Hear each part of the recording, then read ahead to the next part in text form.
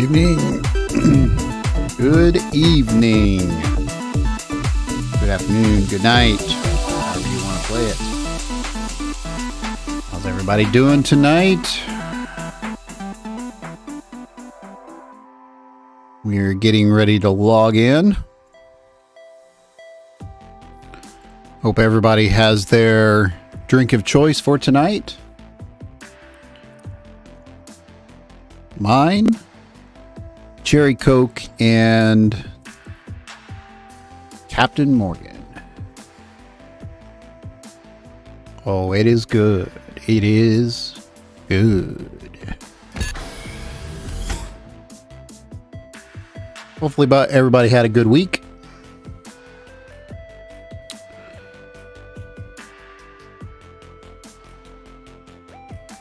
Going to do a little bit of chilling. A little bit of building.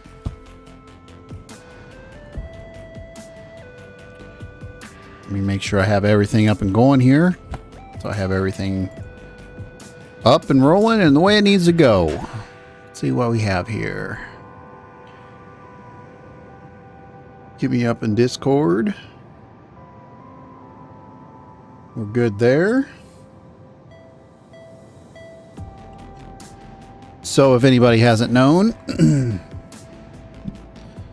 the public test server is open and they have added some perks to the server. I've been on it a little bit. Pretty cool updates, pretty cool things that they added.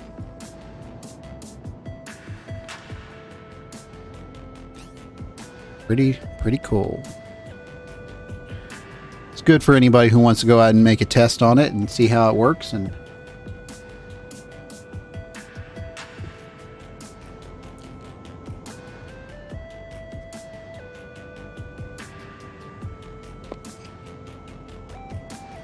not too awful bad.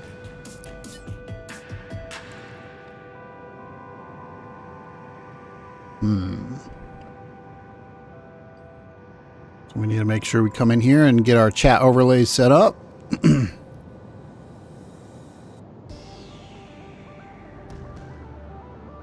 See how all this is working out.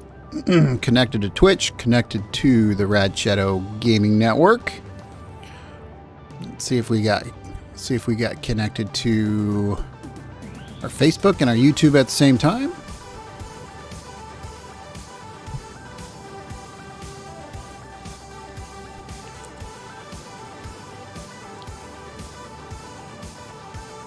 Hey, Facebook's up. Let's go to YouTube, see if we're up there. Pretty sure that we are. But let's just see. Oh, yeah. See what we have going on here. Yep, we're up here. Public 13. Going into gaming. And game title is going to be for Dual Universe. Going to be doing it and do you.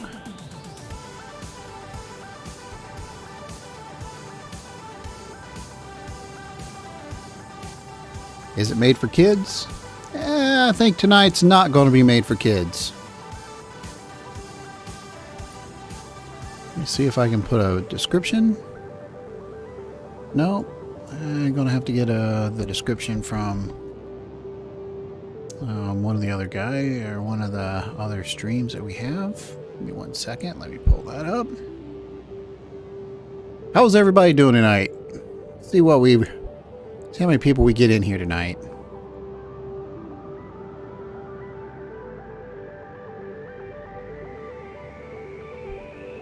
Hopefully everyone is doing well.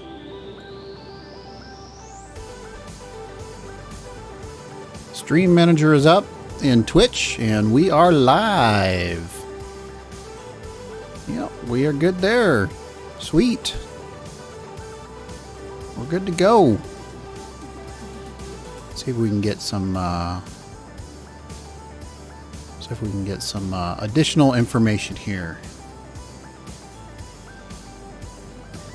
Tonight's going to be a good night. It's going to be a real good night. Got drink of choice. Feeling pretty good. Hopefully I don't do anything dumb. But it's going to be a good night. Real good night.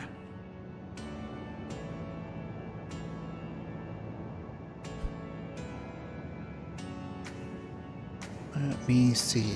Let's see this one. There we go. Copy that. And we are going to put this on here. Yeah. That works.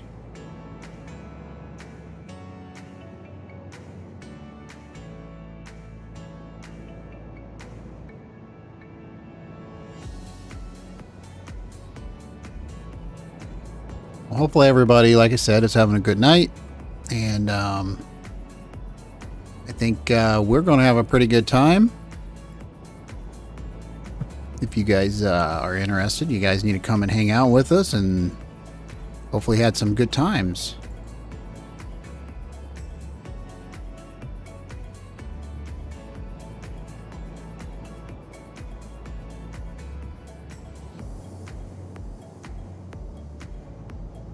Let's see what kind of trouble we can get into tonight.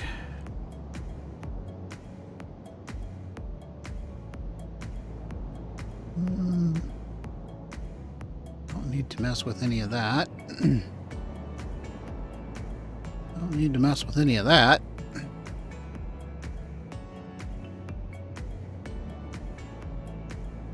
And we are good to go.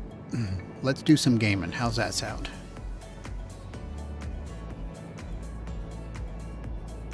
Nice, nice, nice, nice. So if you got some friends that would like some information on Dual Universe, make sure you share the link and share it, comment, subscribe, follow, all the above. Love it, hate it, dislike it. Hey, that's all cool. If you don't like it, well, apparently you can go watch it somewhere else. So there are a buttload of people out there that are streaming it right now. So,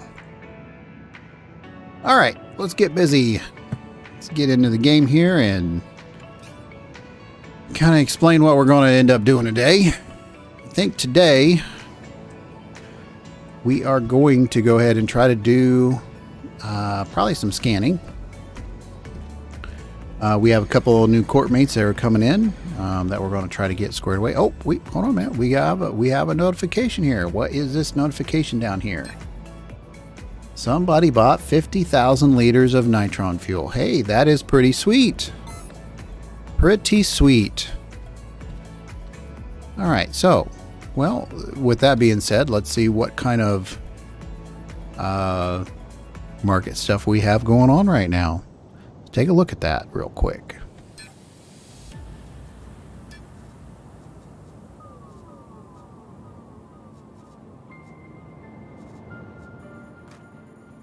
Let's see.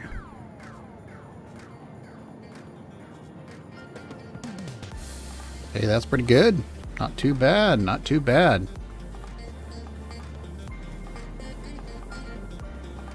All right. Well, let's see what kind of stuff we have on our map here. Let's see what kind of scans that we have. Check this out. Hopefully we get some of our court mates involved here pretty soon, and let me see what we have going on here. Alright, so don't look like we have anything scanned down here. You know what? I bet you I don't have all my scans in my inventory. Yeah, I do. Let's undo that here real quick and see what we have.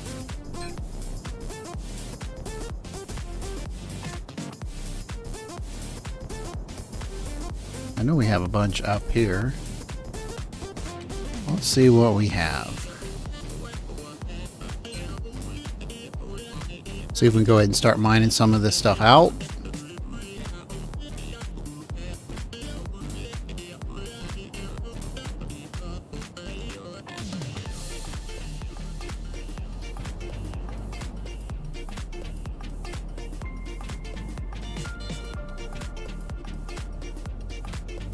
Quite a bit of chromite.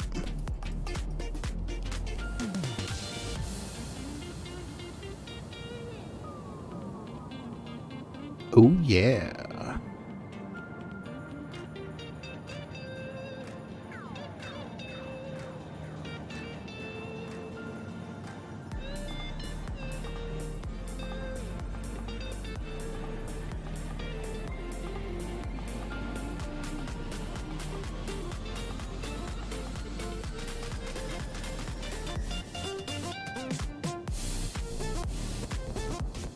Here's a good one right here, 289. That's a good node for chromite. Let's see.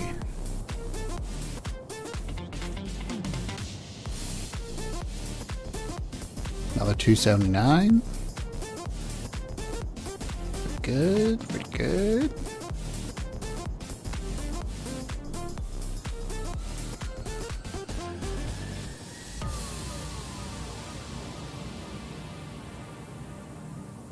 Well, I didn't even check to see. Even check to see if we were actually. Yeah, we're on. Right.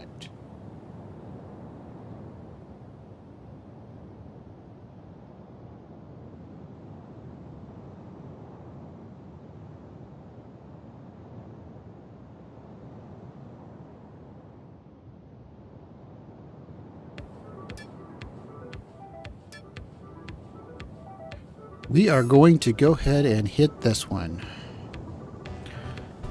So I started my poll. This is we are going to work on a sign on this one right here, and it's going to start up here and go on up another large block, I believe.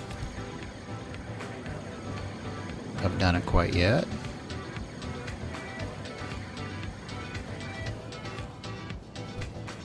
Let's make sure we have everything moved out of here that we need to. And we need to move some of this stuff into some cargo containers here, so.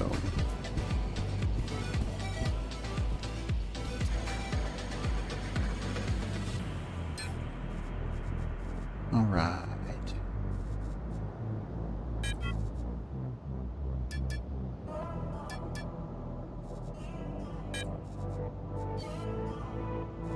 The bowl. Try to get some of these.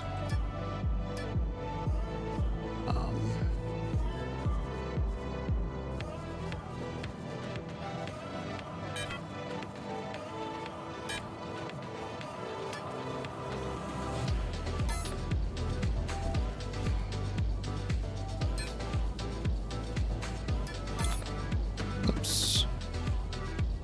I pushed the wrong button.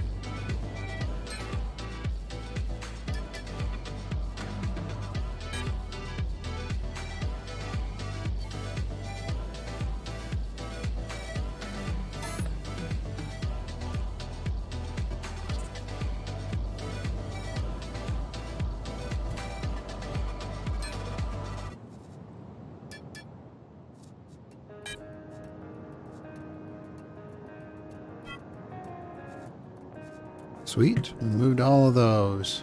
Nice. So now we have an empty cargo ship ready for action. So let's go ahead and get it done.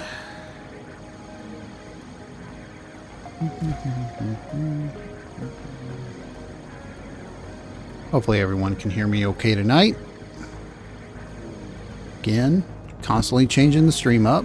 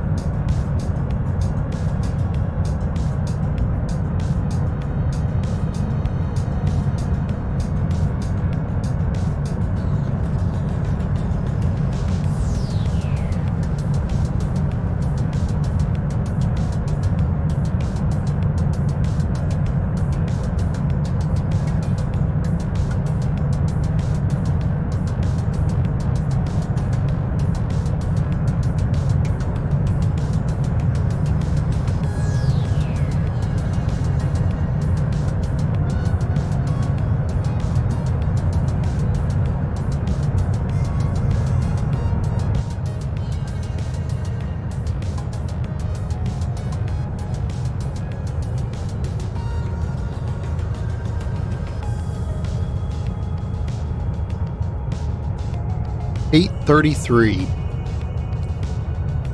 It's time to take a drink, fellas.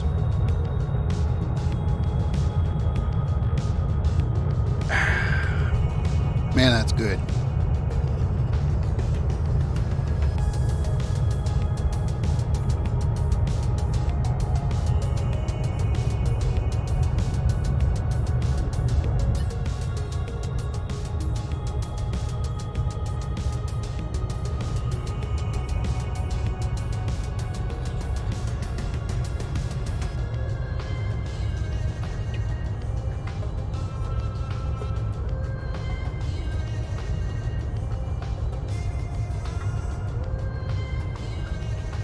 Uh-oh.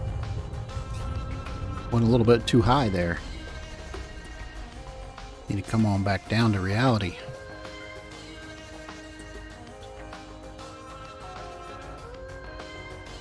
Come on, gravity, pull me on down.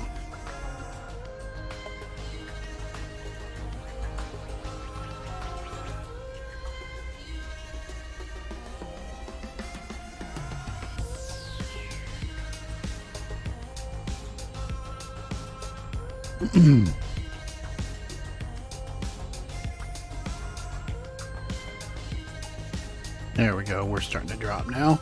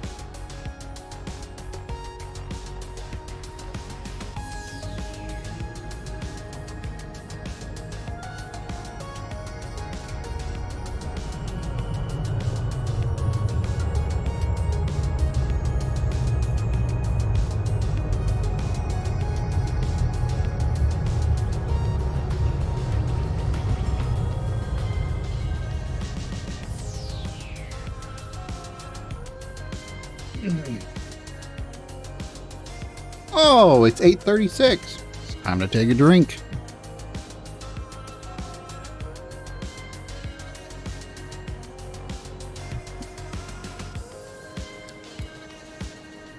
Tasty.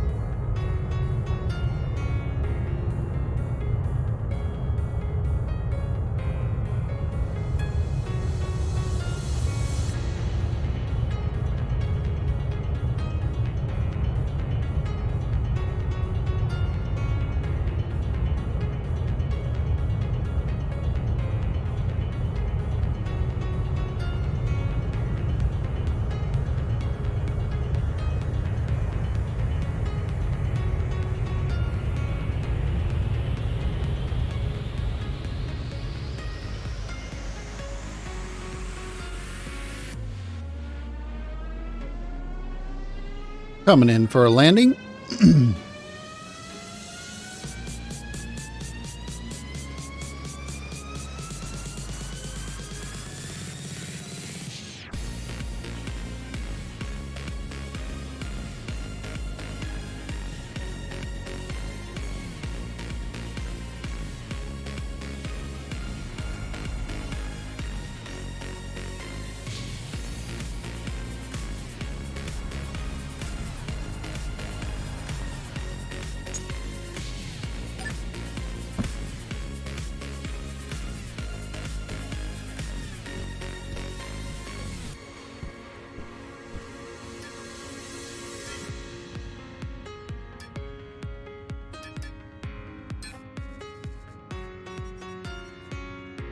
Alright, let's set everything up here. So we are going to be scanning for, on this particular one, we're going to be scanning for nothing but chromite.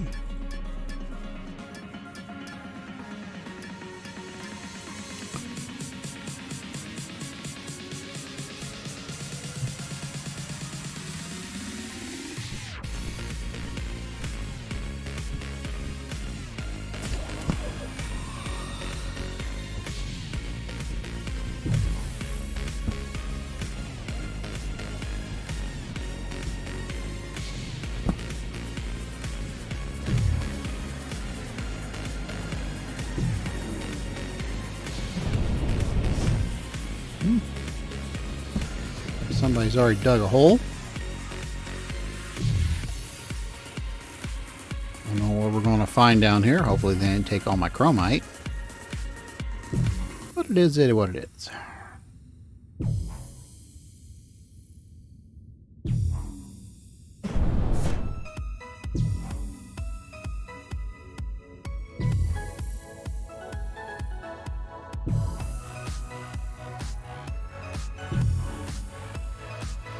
How far are we down? Only 50? I think chromite's down like 500 to 600 here.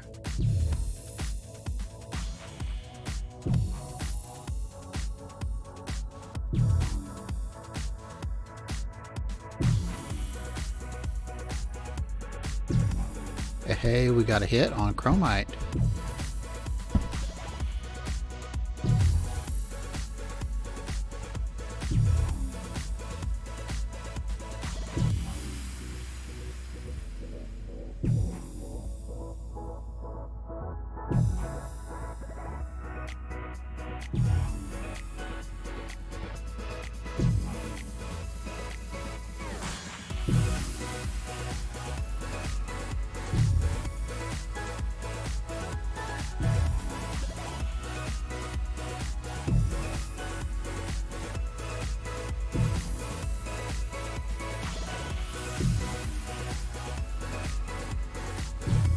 Alright, so we're going to stop here and see what we can find.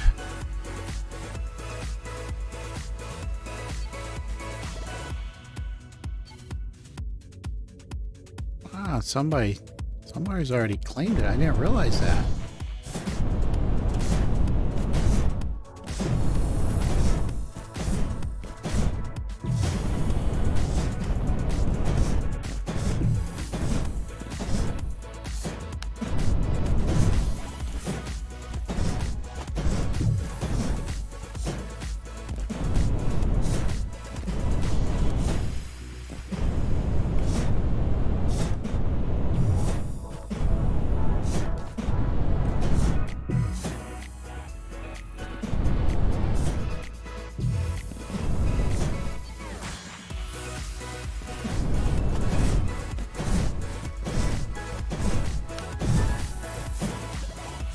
Didn't realize somebody claimed the tile.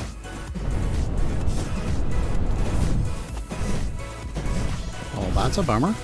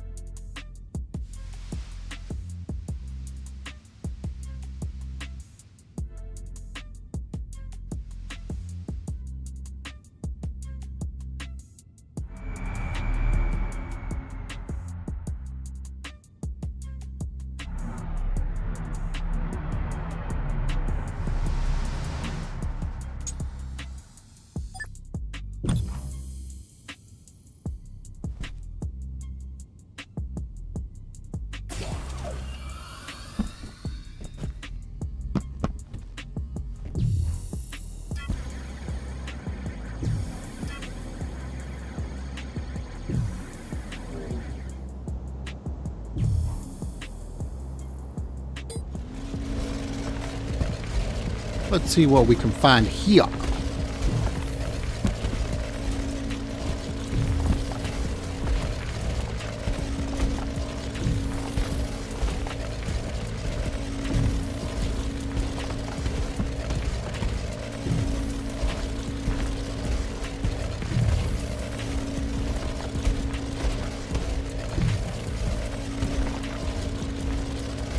Hey, it is 8:52.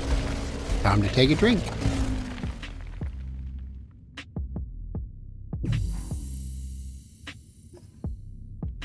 That's good.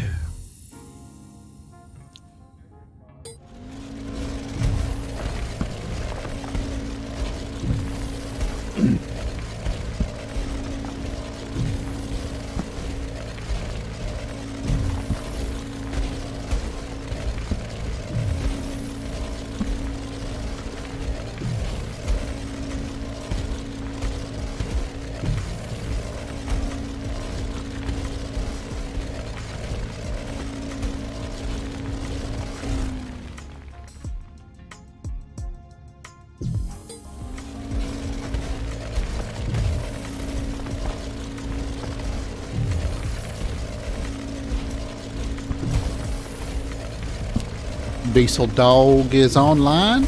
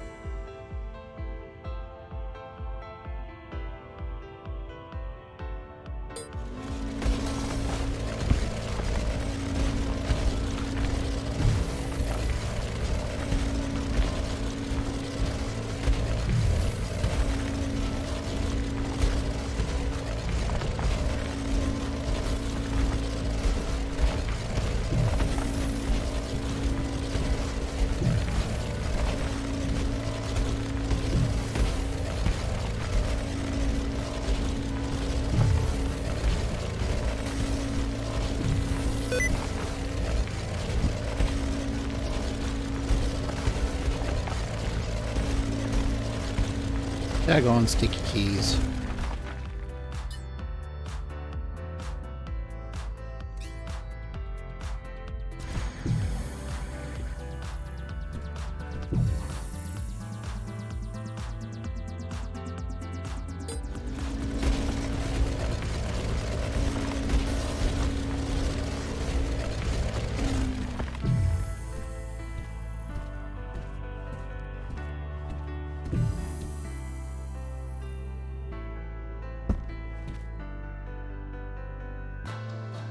Hmm.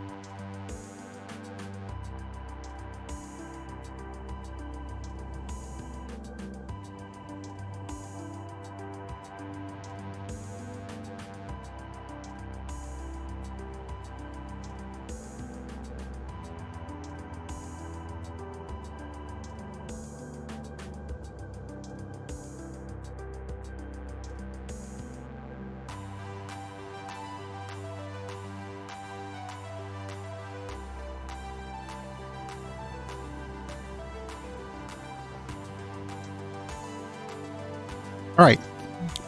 So the number one mistake we've made tonight, or we've made in general, is the following. Number one, if you find a good node, make sure you put a territorial unit down on it. Don't just assume that it's not going to be taken.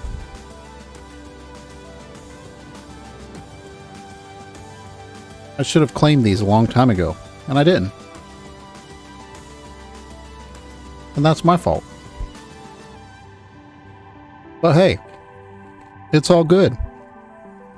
Because you know why? It's 9 o'clock. And it's time to take a drink.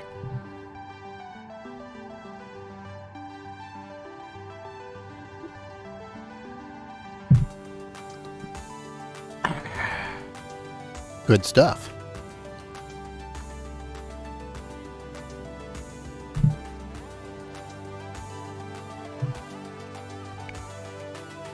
Let's go ahead and get up out of this hole. And let's go lick our wounds.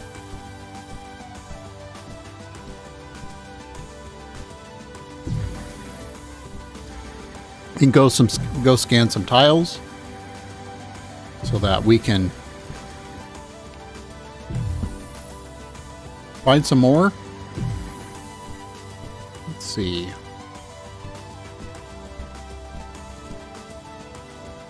Should I just dig up? Should I keep trying?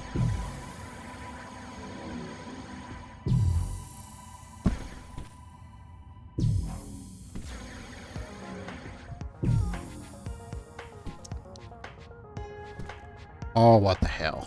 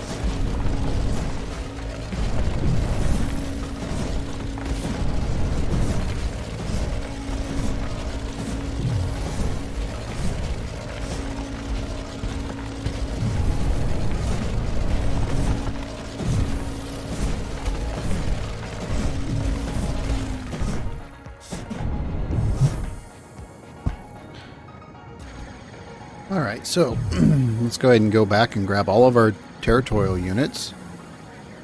So make sure we have enough to put down, and let's go find a nice little spot to start scanning again.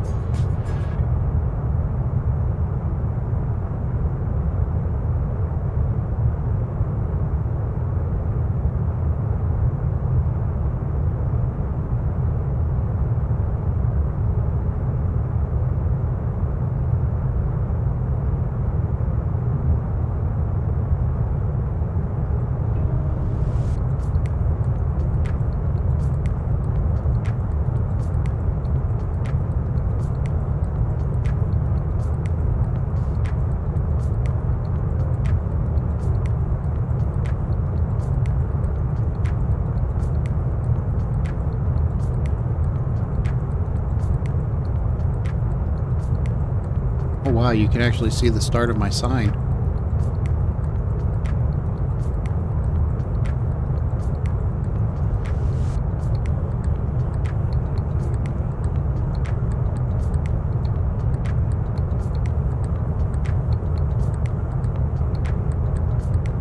That's pretty cool.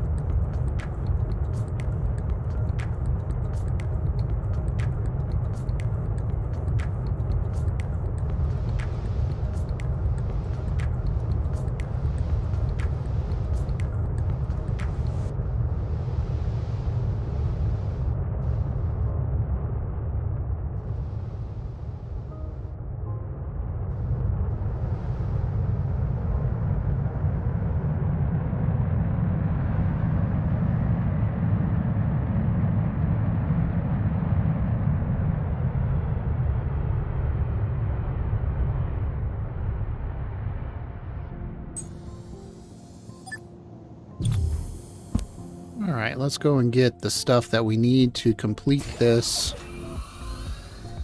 endeavor.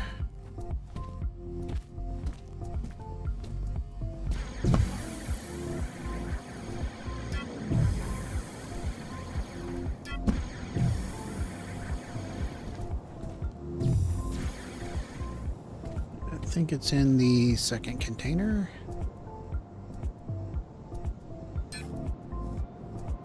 Nope, in the first one.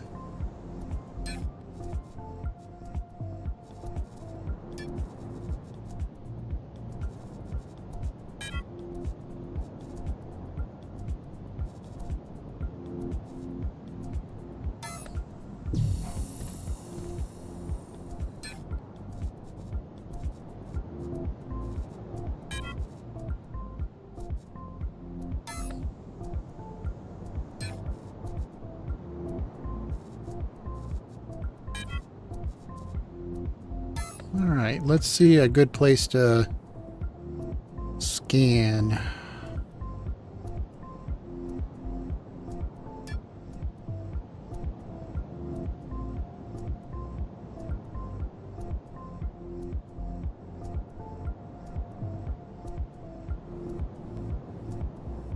Where we start right here.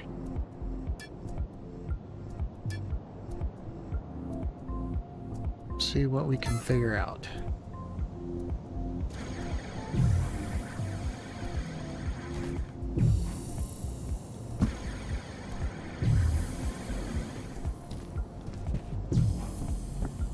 When we take off, make sure we have everything we need. Yep, we are good there.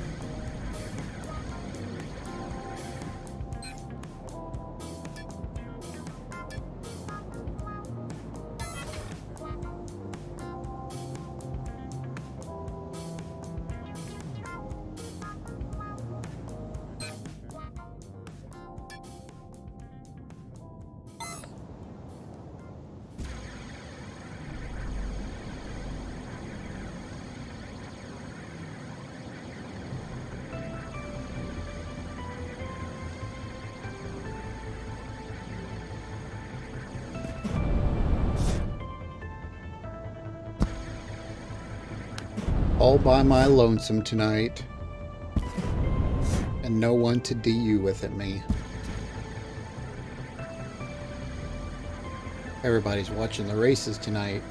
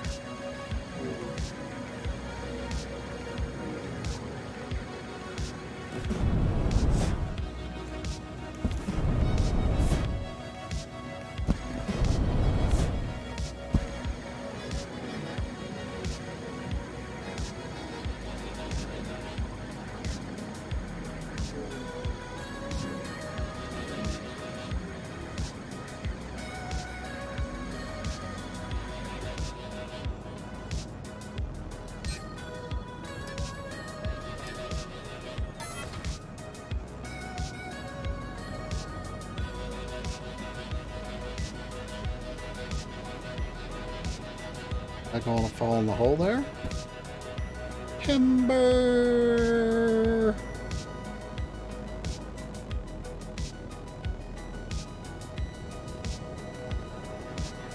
Somebody's already hit this. Wonder what they took.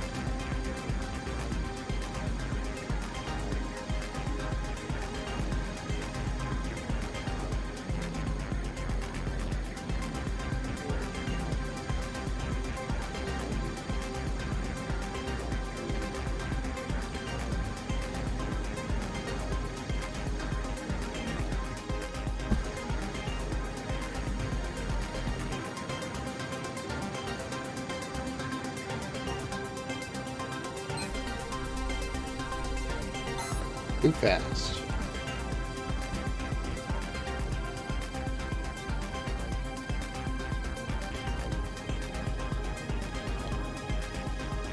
Well, while that's going and getting that scan completed, I'm going to go and get another drink, and I'll be back here in just a couple of minutes.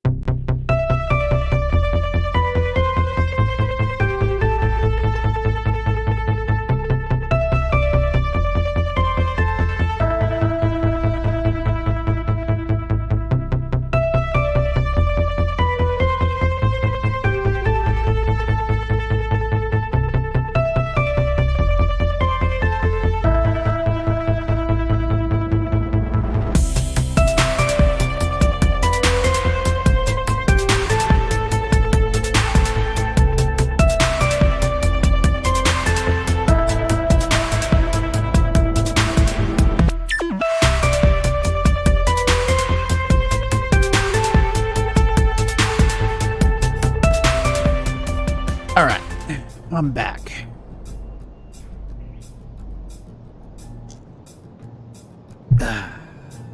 Good stuff. All right, let's see if we got the scans here. Scan is complete. What do we have here? We got some chromite, 62 KL. Let's go ahead and save that. Put that on in there. And here, go to build mode.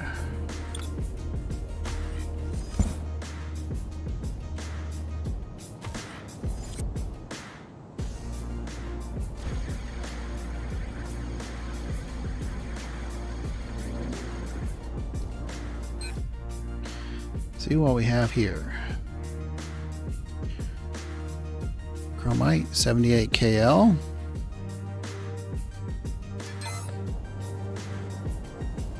I'll save those and bring them down here. And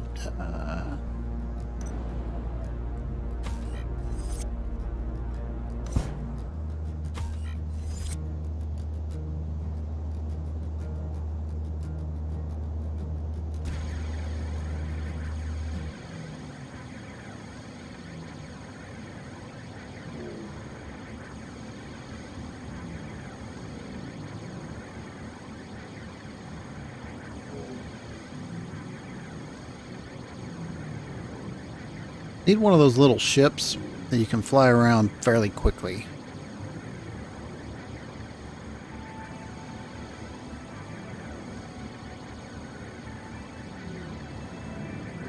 Oh no, I may have to make one of them.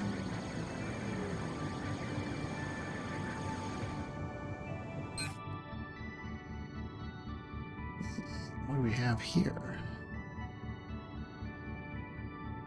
Chromite, not so good there.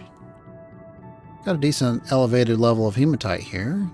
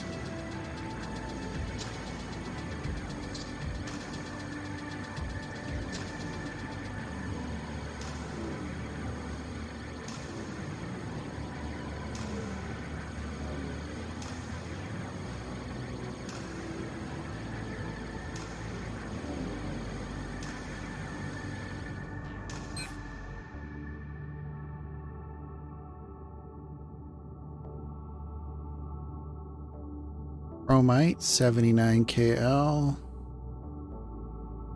Another decent chromite node. And it's not phenomenal, but it's decent. I'd like to see one about 400K.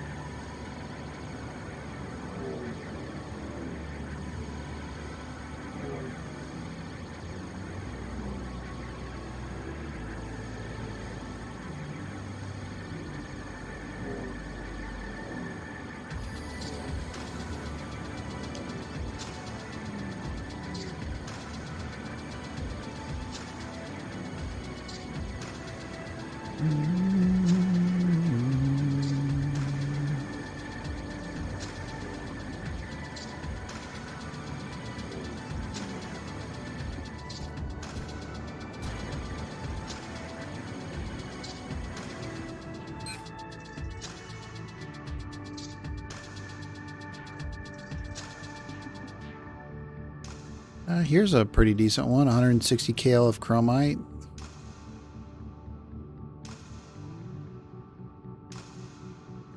may end up going ahead and trying to mine that out. Let's see what the other ones hold.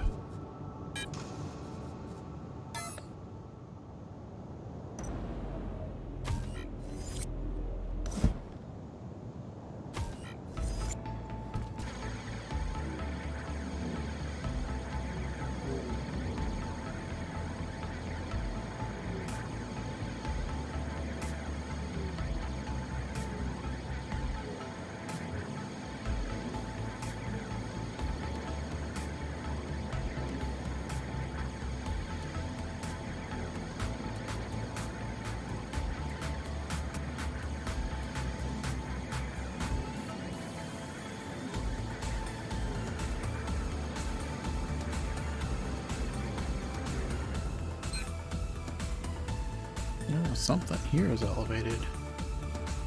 What do we have here?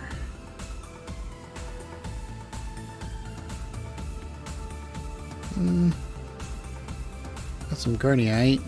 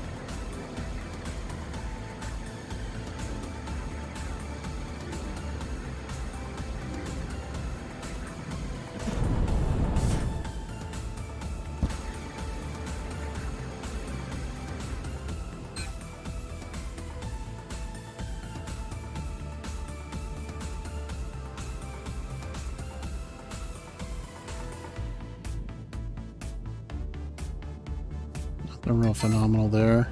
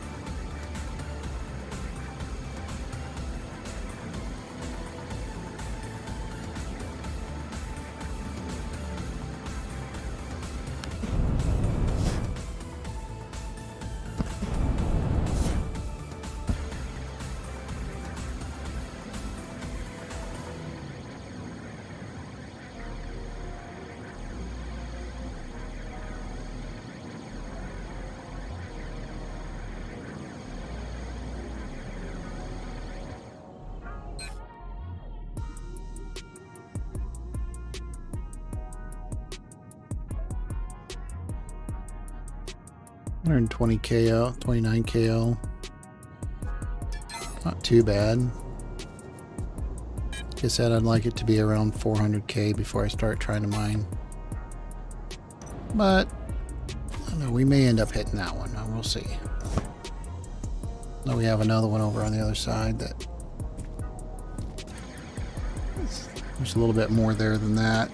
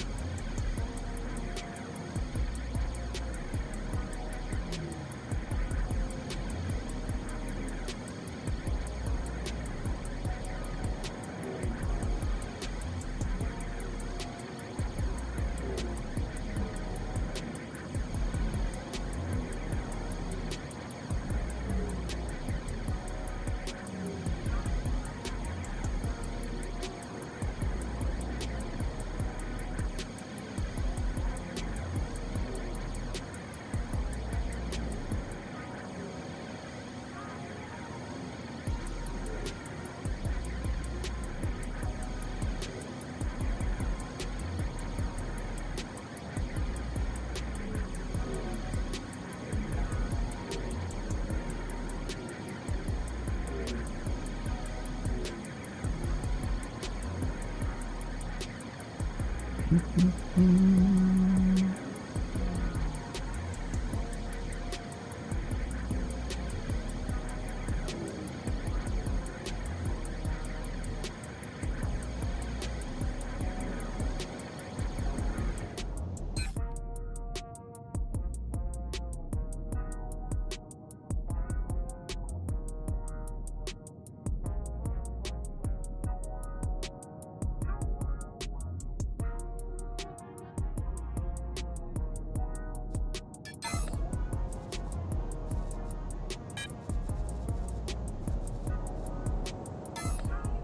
think I'm going to go ahead and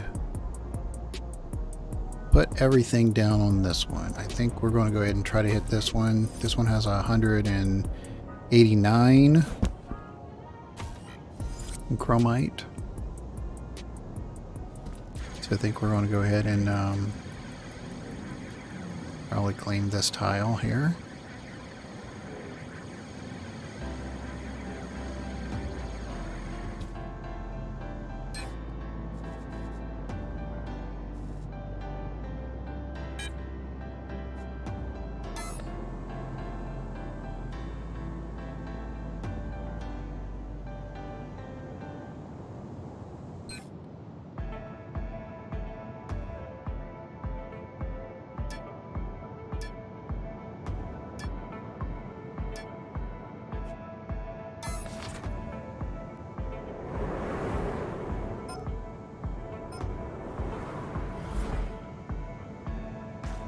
All right, so we're claiming that tile,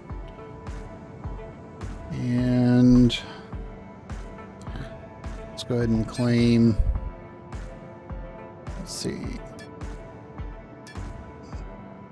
Oh, I don't have all my stuff in the scans here.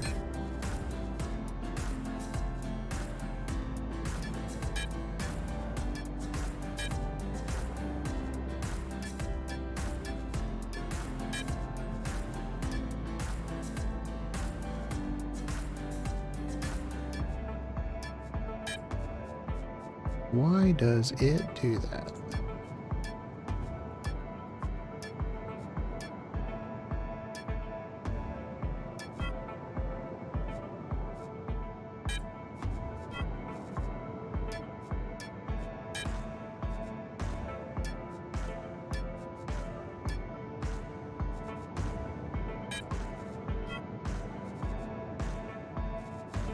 All right, now let's go to our map and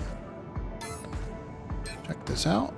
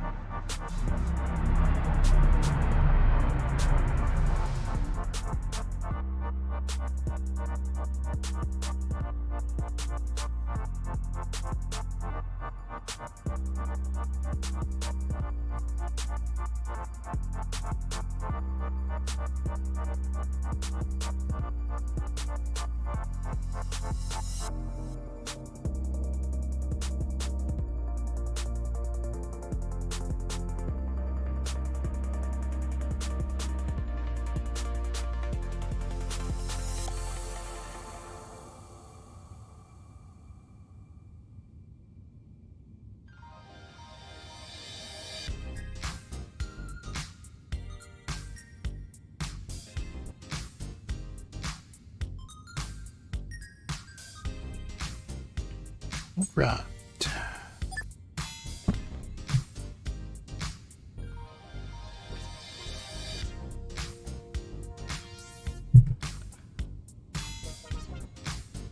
Good stuff, guys. Good stuff.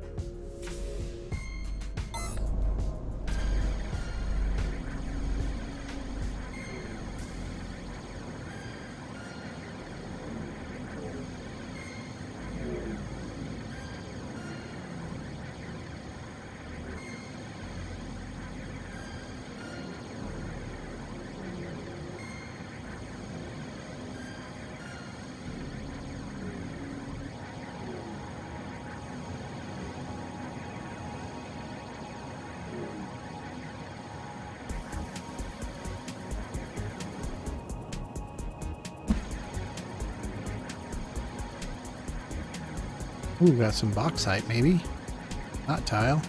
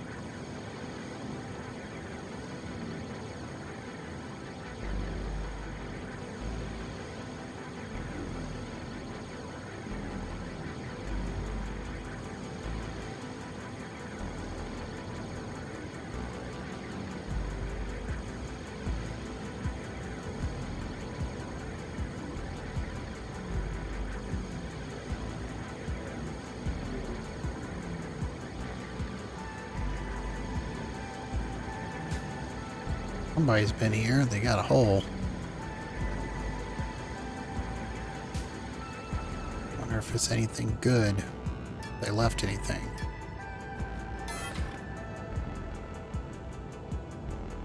We will see.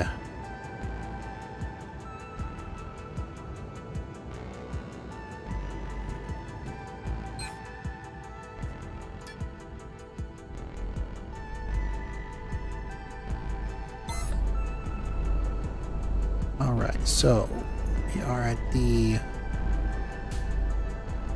I don't think we can go another tile, but let's see what we can do here.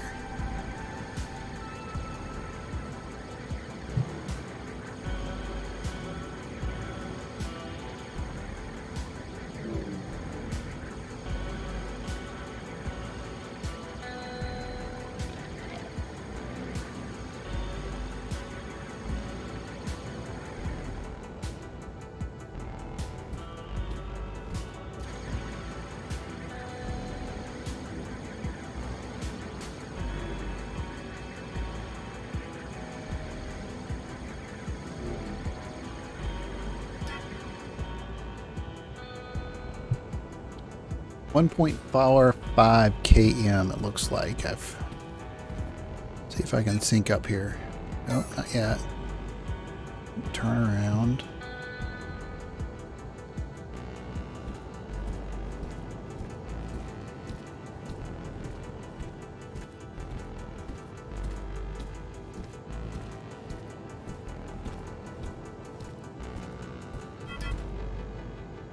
About 1.4. We call it 1.40.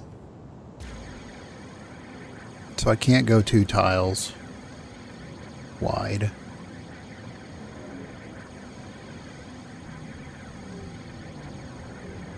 Yep, still playing the game. I am on Discord.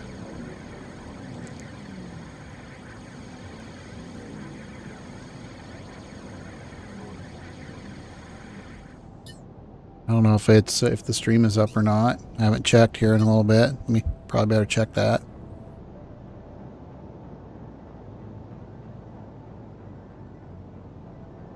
Let's see. Yeah. I'm still playing.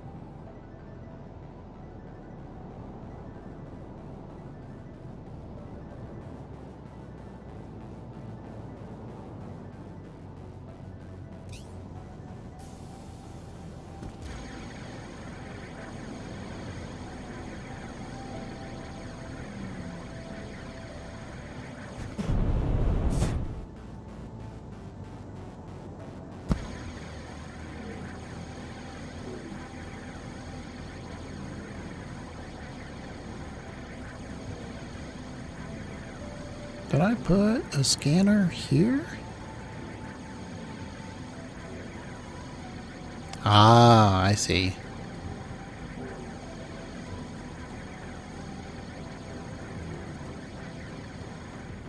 Well, sometimes you have to take care of the wife.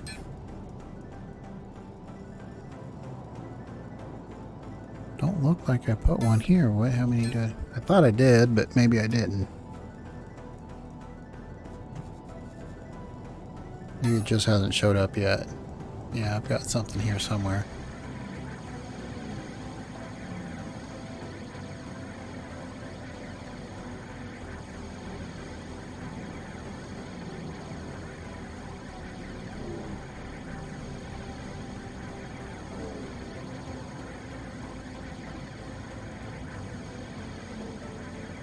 Oh, there it is.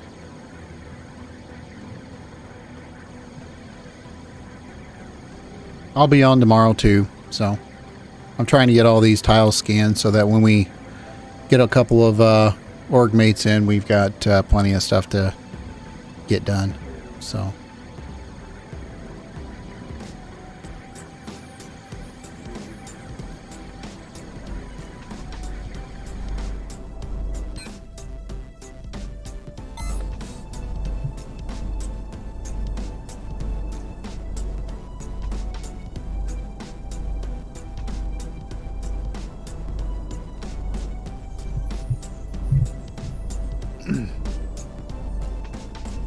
Yeah, I'll probably be on Oh, I got some stuff to do in the morning.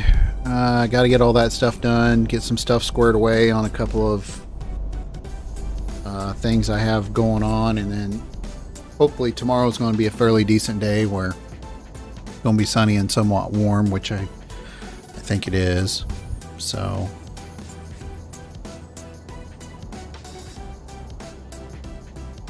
I'll probably be on around, I don't know, probably 5 or so.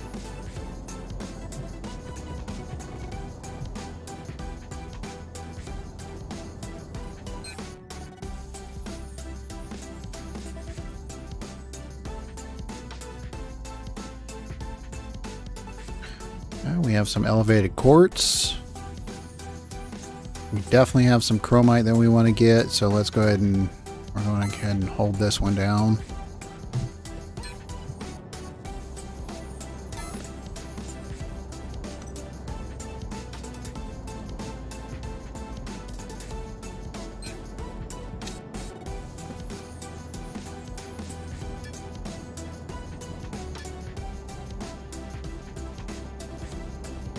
Yeah, we're not going to be able to.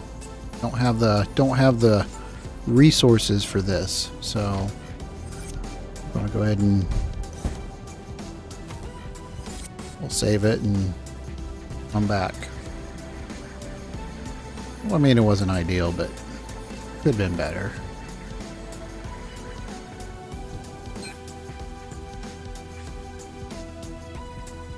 There's another good one.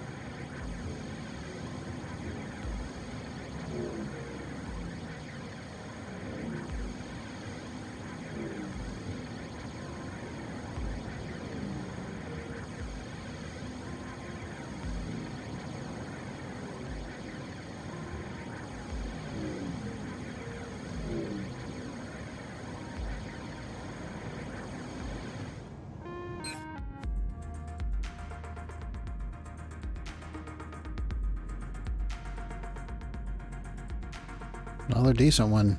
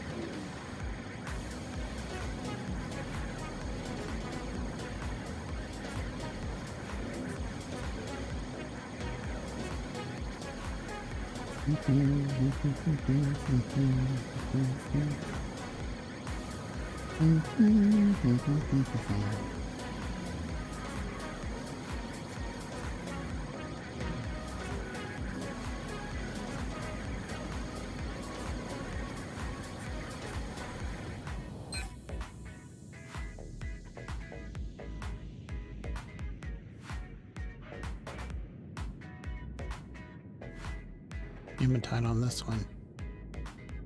It's a pretty good hematite node. Not bad.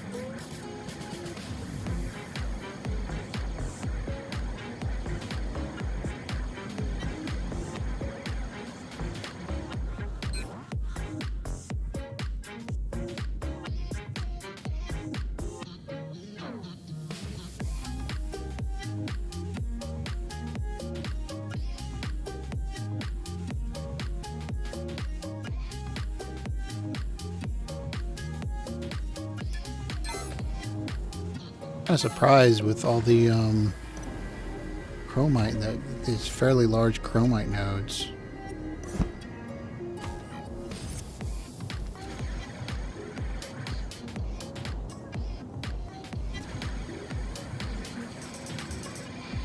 I'll take it though.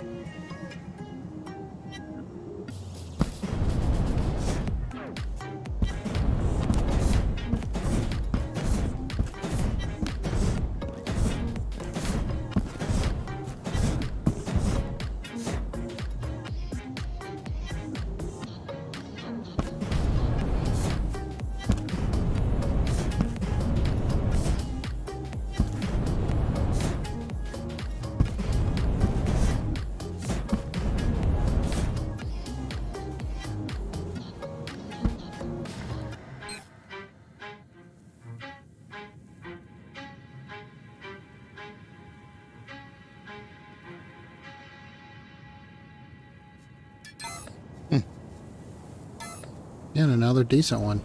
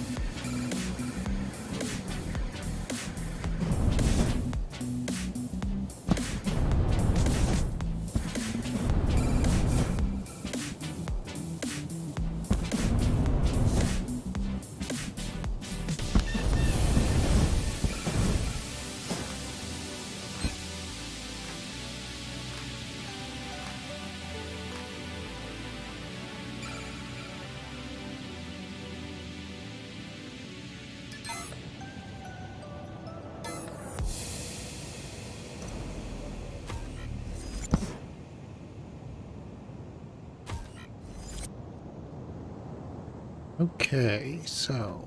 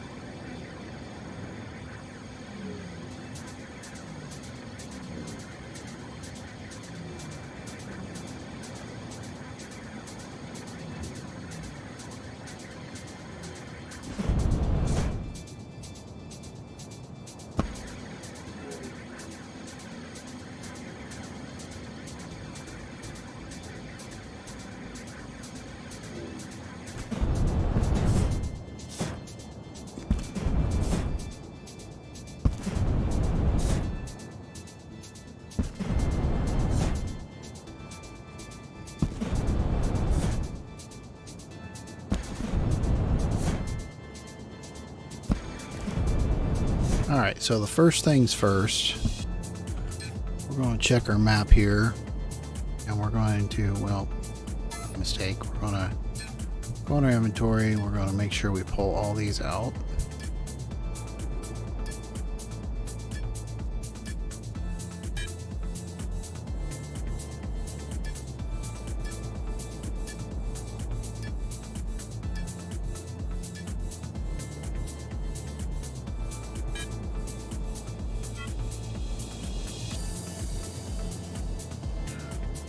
So now what we're going to do, first things first, we're going to find,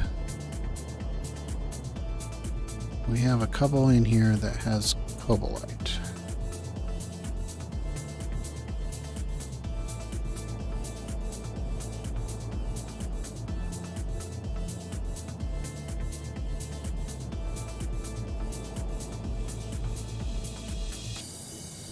Did we not move everything over?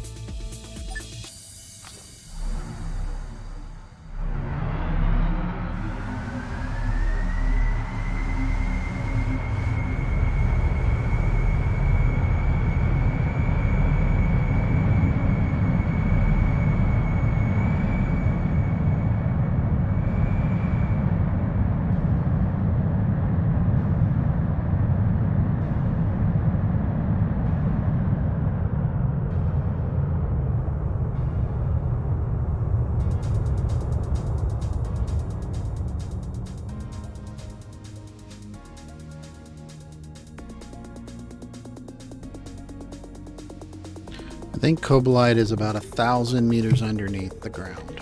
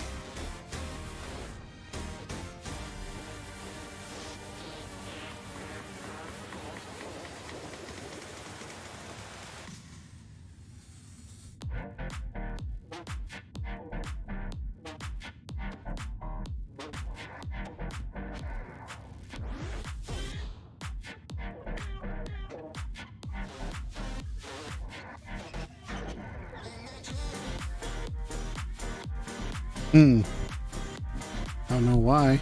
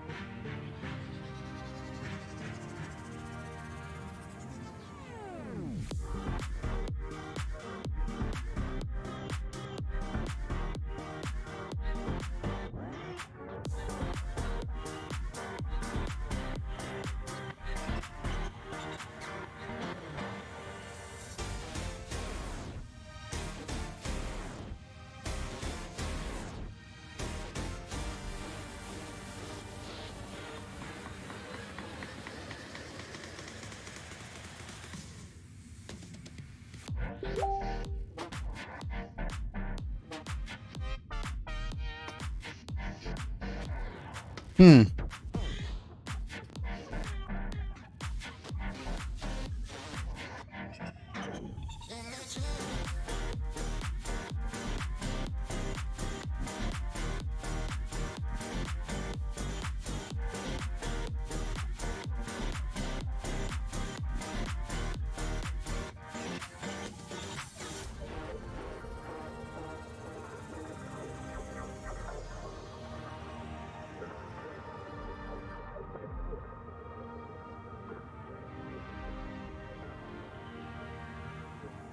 That's weird.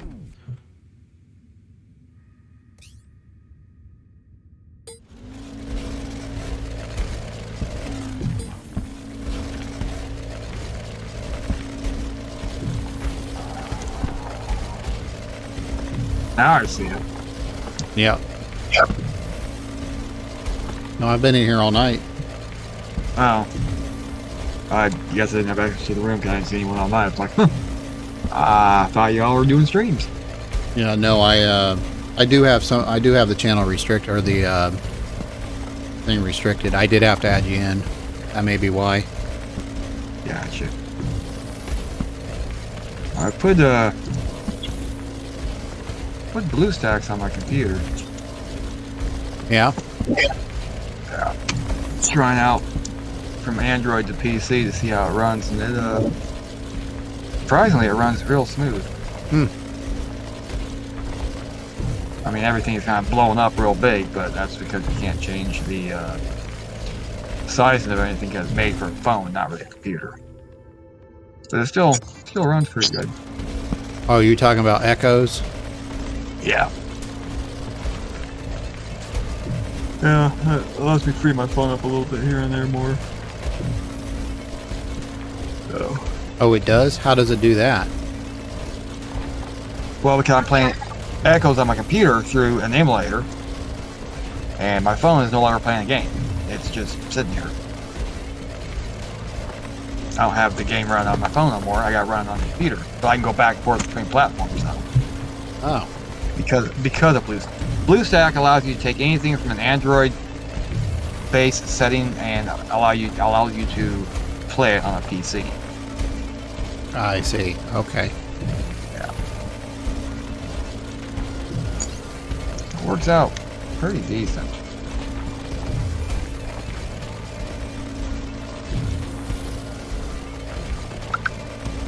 Oh, nobody's been on tonight, so I wonder if Kenzie's feeling all right.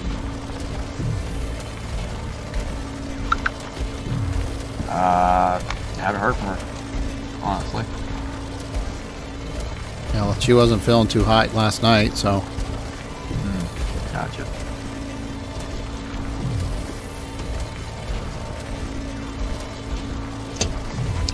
We might have a problem here.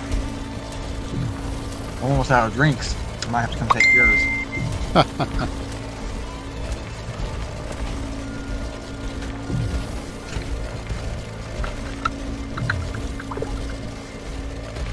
I hear somebody chatting on Messenger. Yeah. Jason sent a few messages. He just got to procure minership is the next step up from what I have. And, Who is it? Casey. Oh, Casey's playing? Yeah, he's flying back from Jeddah with his courier mining barge. And he says he's on his cell phone about to go to bed. He says, you're playing DU still, and it's an okay game.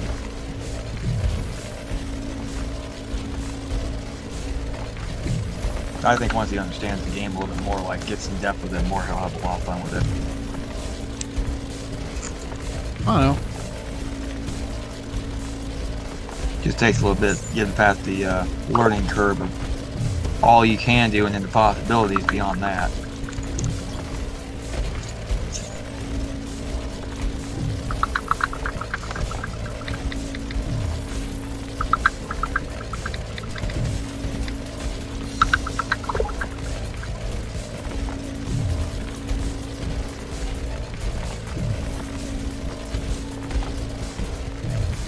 I don't know. He seems like he likes it a lot.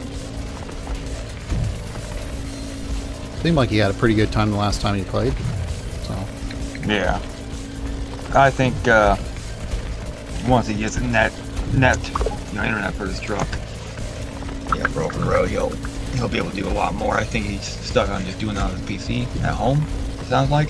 Yeah. So, and then if you can't log in every day or every other day or whatever, you can't get hooked into it as easy.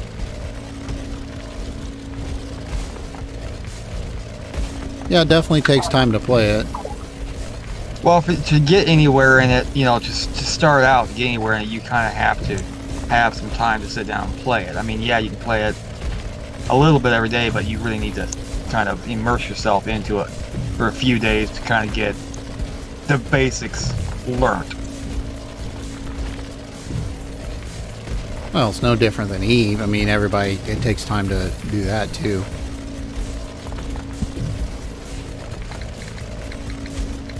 Well, yeah. The Eve is more or less, I mean, aside from the fact it's very mathematical, it's more or less a right button click game. The entire game can be played off your mouse, for the most part. DU requires a lot more to it. There's more buttons involved. Where Eve is more of just a, what do you want to call them? Drop-down menus. Is really all Eve is. What? Where'd you come up with that? Well, how you play Eve. You play Eve, everything you do is through a drop-down menu. You right-click and everything is a drop-down menu. The approach, the orbits, the locks, all that's all drop menu. Aside from your hotkeys you have, the entire game is played off of drop menus.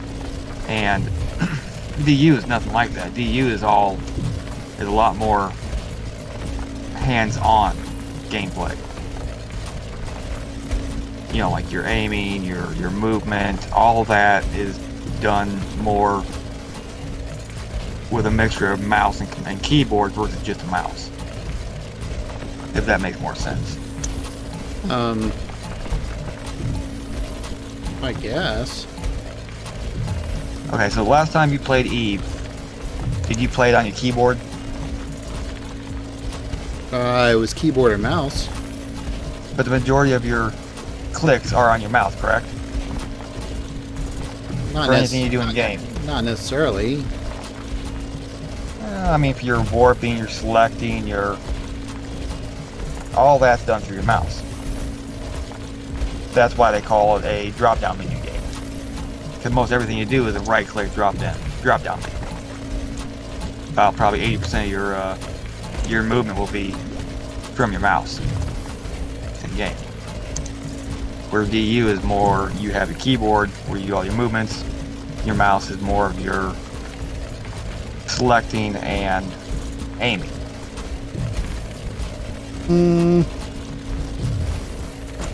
I guess it depends on how you played Eve. Well, I always use the mouse. I don't know about you.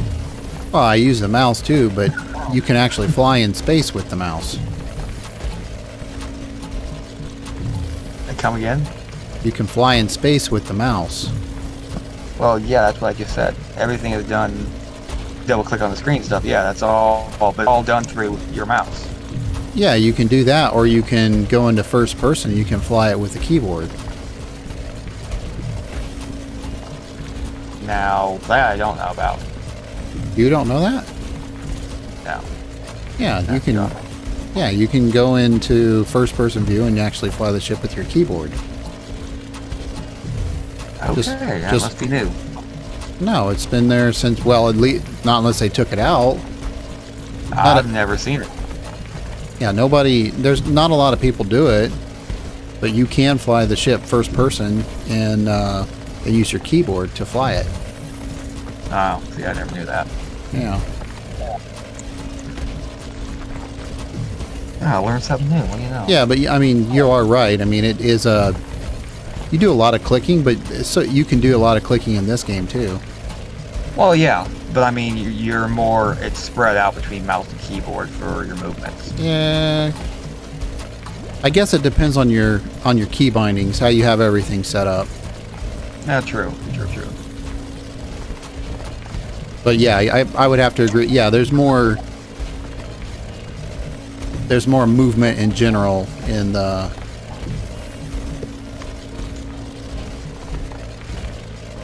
than what there would be in Eve. Yeah. Yeah. I'm up to 151 mil, so I got another 50 mil. I can buy my Myrmidon. Finally. Yeah, but just because you can buy it, don't necessarily mean you should be flying it. You got the skills. Hey. Yes, I am skilled for it. Okay. I have, at the present moment, I've been playing for about a month and a half.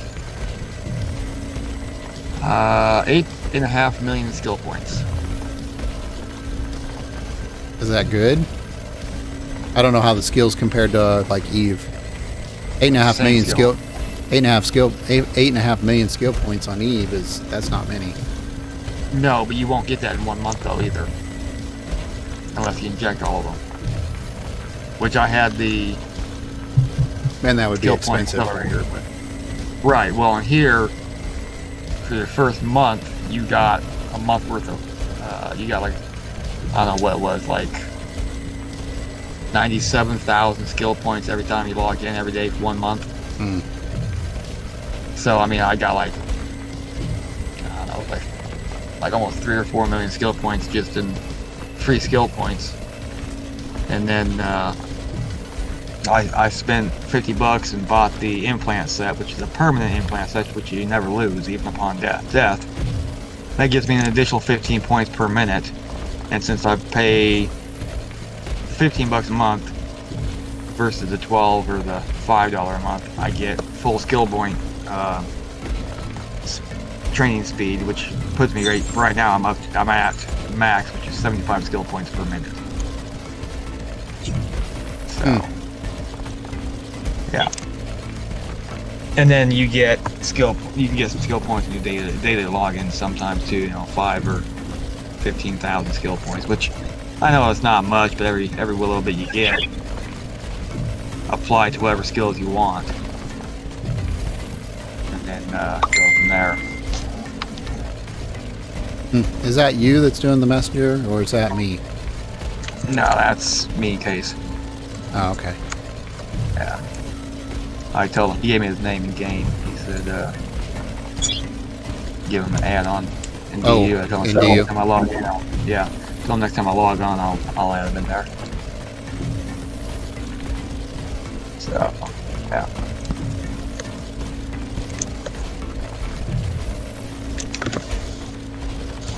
No, I'm just basically just chilling and hoping somebody would log in so I could talk to somebody. And well, I'm here. You can talk to me now.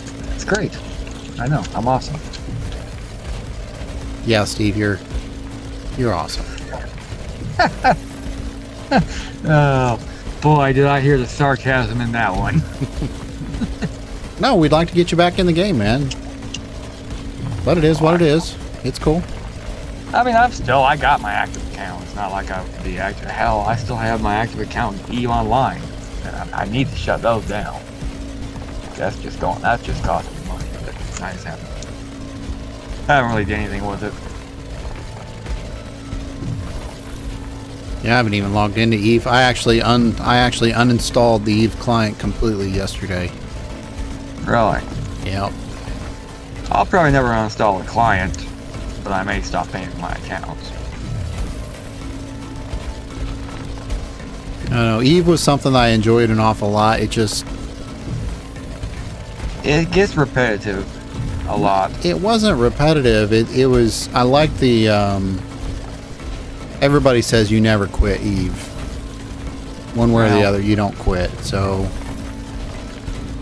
And that's for the most part true, because something will always draw you back to it. I mean, hell, I was out from 2012, beginning of 13, all the way up till last year. I had logged in that much time, but I still came back to it. Mm. It's the astrology. I don't know, it's something about the game that draws you back into it. Unfortunately for me, it didn't keep me because No, you never really leave Eve. There's always something you want to go back for. It's just getting that urge to go back and play the game. Well, it's the way it's all set up. You think, you know, you want to try it because your skills improve, especially if you keep everything training and all that other kind of stuff. Yeah. I haven't even logged in enough to actually check any of my skill training or anything. I mean, I knew I was... I think I had well over a year of skill training when I left, and I might have logged in once or twice to check my skills, but... Yeah. Yeah. Well, see, Eve might be fun to do if you got everyone on it together, like all of us on it together, and did our own thing. That might be kind of cool. Yeah, but see, I used to play with a big org. I mean, I know what it's like playing with an organization, and it was all right. I mean, no, that's not what I mean. That's what I mean.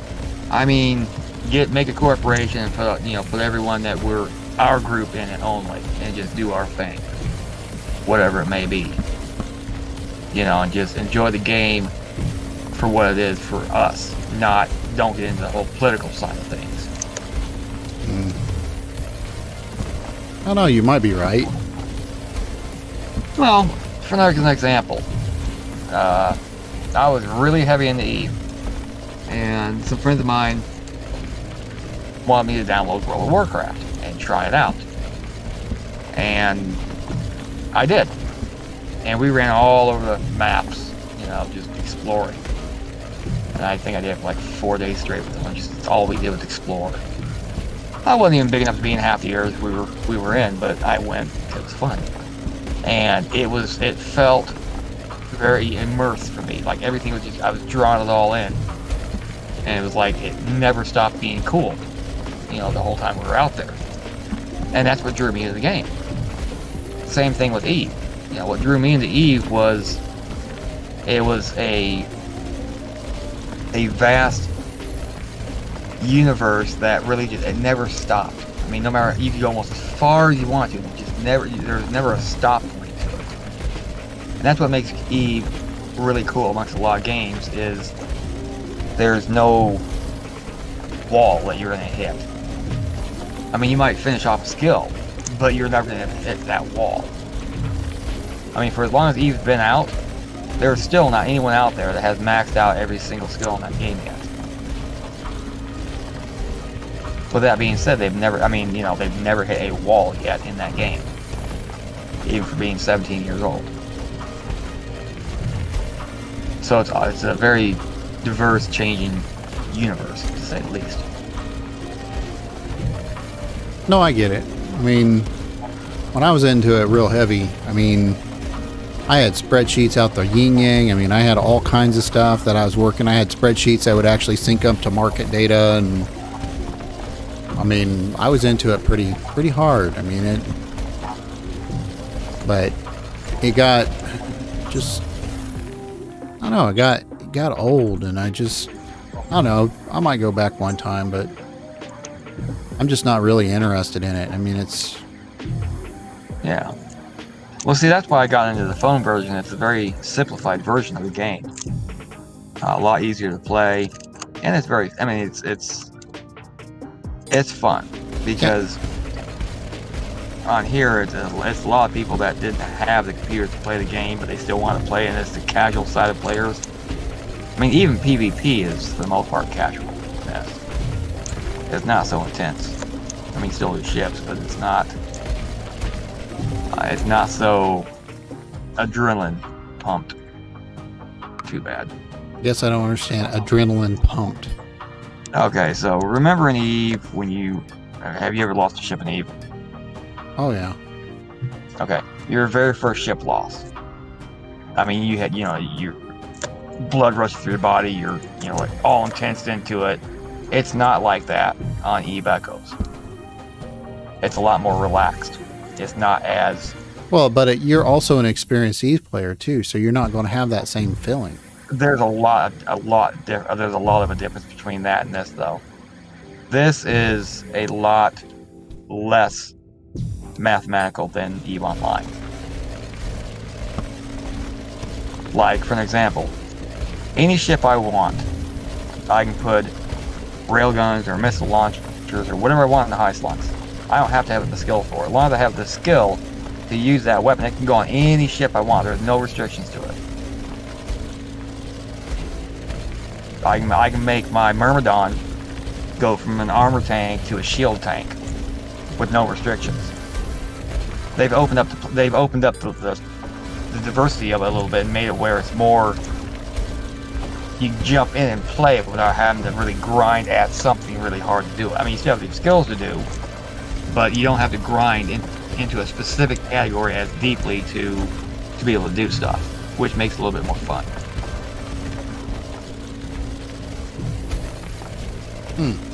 So, yeah, like you can push, like for example, the Dominics. That's an armor tank ship. Yeah. And here, you can make it an armor tank or a shield tank. Now, if it has bonuses to an armor tank, then, people say go armor. But you can go both ways. There's nothing stopping you, as long as you have the skills for it. See, the ships don't have really much bonuses towards either armor or shield. It's more bonuses to drones and sometimes weapons, but mainly to drones. And so you can really diversify your ships, make them a little bit easier to play with, and so it makes it really interesting.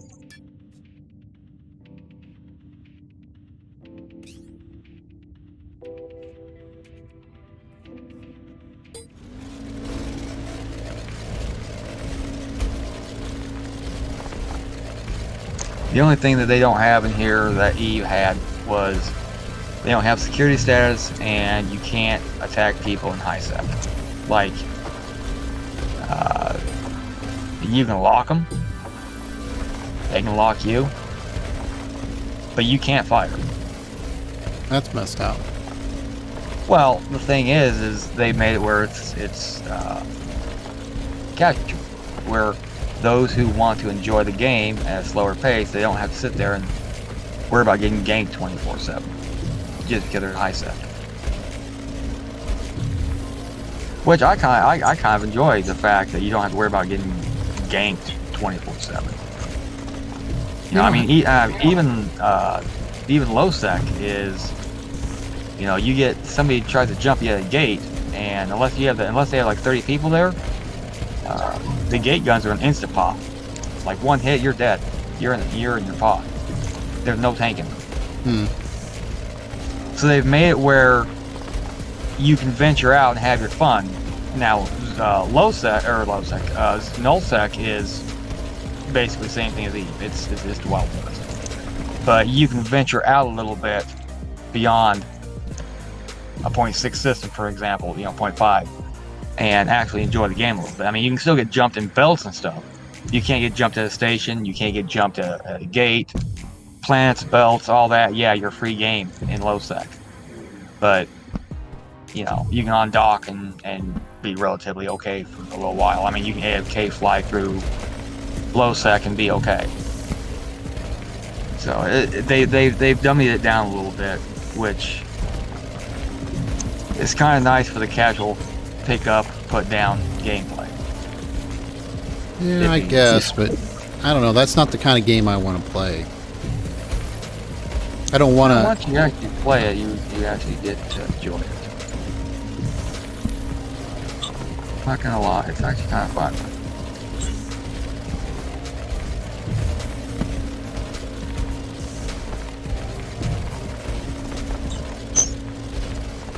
I mean, I used to try to play Eve casually, and that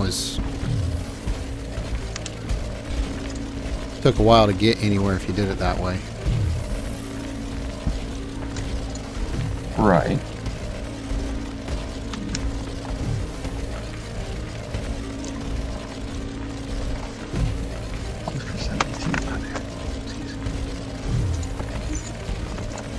What are you doing? Oh, I went to sell ore. I forgot. I think somewhere I made a boo-boo. You made a boo-boo. Nope, didn't make a boo-boo. I'm good. I thought I sold ore on the market for cheaper than what it was being bought for, but I didn't.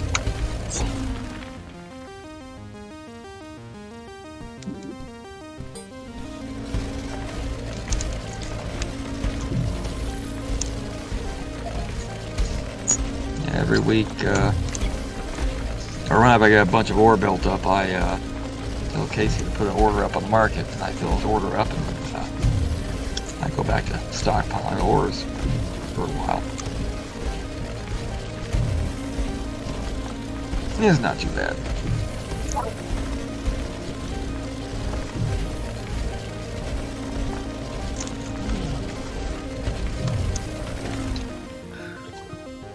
Just think I don't have to go to work tomorrow. That's weird.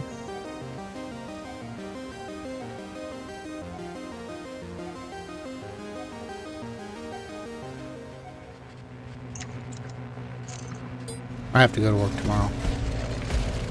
No, you don't. Sure, yeah, I do. I got, What you got?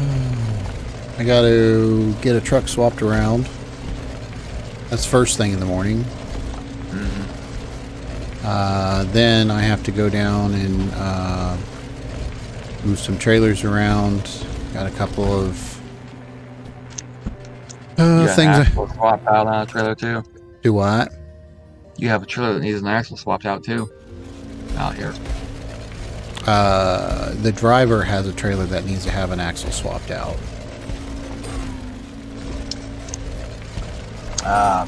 Yeah, correction. There is a trailer belonging to said person who owns said company who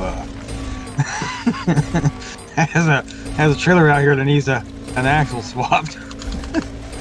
Mm-hmm. Remember, I don't own the trailer completely yet, so that doesn't fall underneath my maintenance plan. I don't think. I gotta double check my my chalkboard right in here, but yeah. I'm just pulling your leg. But I'm gonna stop by tomorrow, pick up the window shades from you. Okay. That's why I have them. They're here. Yeah, I know. Are they new or are they the ones that what's the face had? I got some new ones.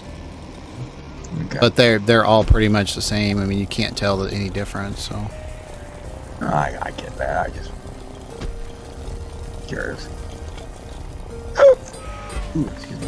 yeah, tomorrow's gonna be a pretty busy day for me. I got quite a bit to do. Just trying to relax tonight before all hell tomorrow.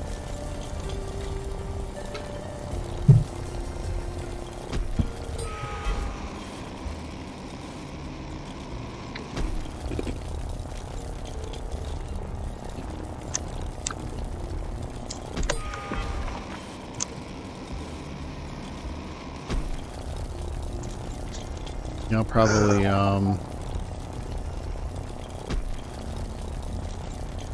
going to be a couple of units that I'm going to try to start unloading on tomorrow. I've got some parts I got to get fixed, and then I may end up talking to.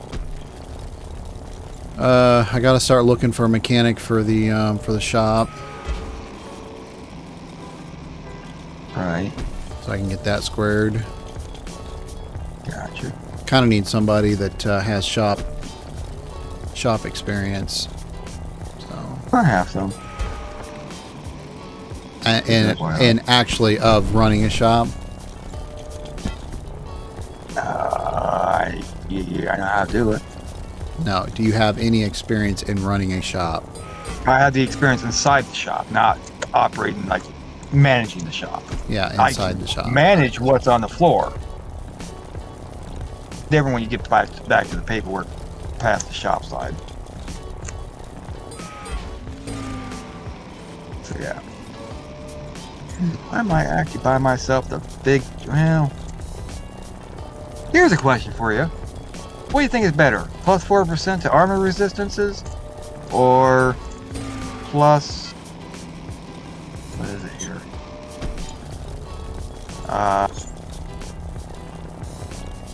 Plus 7.5% armor repair efficiency. Armor repair efficiency or 4 points to armor in general? Nope. It's 4 points to resistances or 7.5% to armor repair efficiency? What sounds better? Okay, so the armor repair efficiency does what? It's 7.5%. It's plus 7.5% armor repair efficiency. So Well, it's per, I believe it's per cycle of your armor repair. Okay. You get a little bit more. Well, that would depend on basically what type of a ship you're fitting. If you're fitting an active or a passive. Well, they're all active. Everything's active. So you don't have passive then? No. Do you know the difference? Yes. And the game doesn't offer passive. I'll offer a passive. Everything's active. How can that be EVE Online then? Because they've merged a lot of the way the gear works. See, CCP released content from EVE Online to NetEase to allow them to produce EVE Echoes. So some of the stuff in here is identical to what you see in EVE Online, but it's not used in the same way. Like, for example, if you look at a hold up here, an industrial ship. So the Mammoth industrial ship has the ability to haul ore in its cargo hold, okay? But if you go to, say, the Kronos, that ship only can carry minerals in its cargo hold. They've selected them down, so not all the ships, you can't carry everything in just the cargo hold. Now you have the ore hold, mineral holds, or cargo storage hold, depending on the ship. The orcas, instead of having just one basic orca, like on EVE Online, we have 3 of them. And they're all made for delivery of content. Not ore, not materials, but delivery items, like other ships and stuff. But they got three types of them. One's meant more for combat settings, one's meant for more hauling, and one's meant for mobility. So depending on how you want to use it, you pick that ship. Mm-hmm.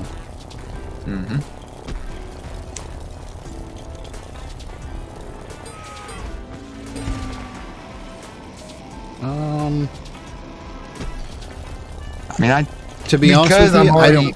To be honest with you, I mean, I wouldn't want to tell you because, quite frankly, if it's not EVE Online, I've never played Echoes, and I don't think that I would, simply because of the changes that you have to take into account now. Well, the changes, you don't really even see the changes. Your basic, if you've played EO, then EE is going to be extremely concept easy to play. I've had people tell me that, oh, the combat system is a lot different. No, it's not. It's actually a lot easier to do. And that's basically because they've dummied down the mathematics of it, where it's easier for you as a player to grasp the concept of what you're doing. So it made it easier to understand with less mathematics behind it. I mean, the math is still there. It's just you don't have to sit there and do it yourself all day. Are you eating pistachios? No, ice. Okay. You still got pistachios? I think I'm out. Uh-oh. There's my reason for coming by. Gone. So sad. I just don't know if I could do it. I don't think I'd be interested in playing that because it just, like, everything that I know about EVE Online is basically thrown out the window.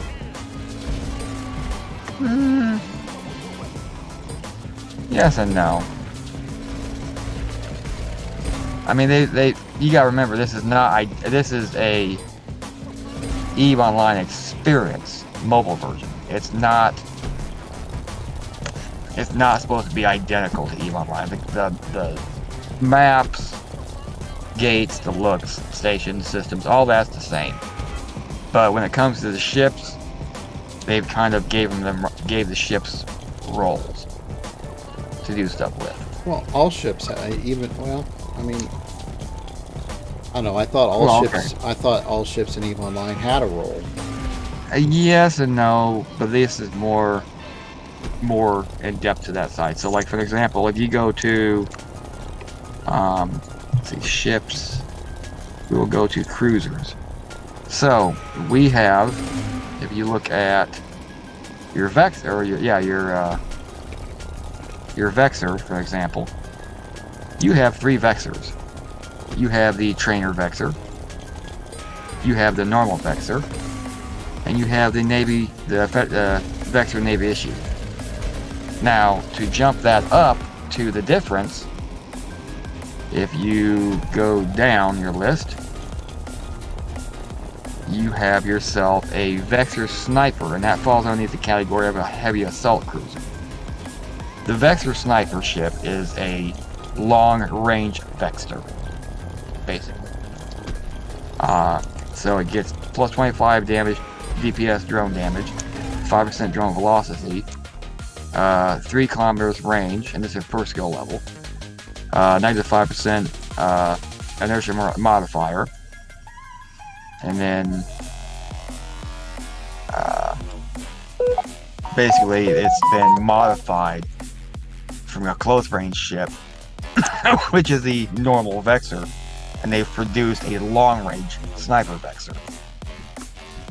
So you can take a cruiser now and you don't have to be up in the fight. You can be way back now.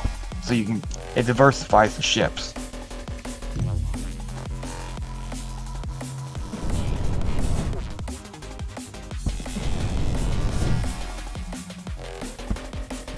I mean, they got all the ships in here. It's just depending on, what you fly. I mean, hell, they have a thorax interdictor here, which is different. Thorax interdictor? Uh-huh. An interdiction? Yeah.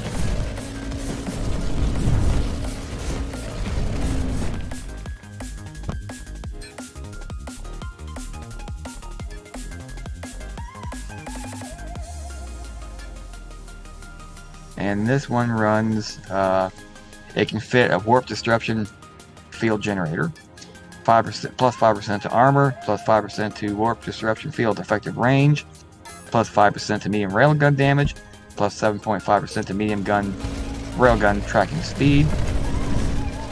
And yeah, so it's, each ship, they have more ships of the same ship. They have special roles for each one somewhat now, for the higher class ones that you want to diversify into. The only thing they have not came out with yet are capitals yet, or dreadnoughts. That still has to be implemented in the game. They just came out with battleships actually right now. They got the Megathron. They also have the Megathron Striker. 2 different ships. And then they also have the Vindicator, which is not different, but different. The Vinny still uses the blasters, right?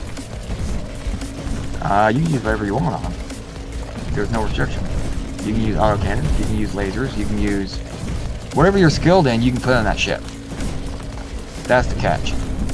Instead of a ship saying, "Oh, you only use railguns because you're a Galante," they took that fact out. You've never had to do that though. Well, okay, but yes, you have. In EO, anything that was a Galante ship ran best with their weapon type. Well, yeah. That's what their bonuses went to.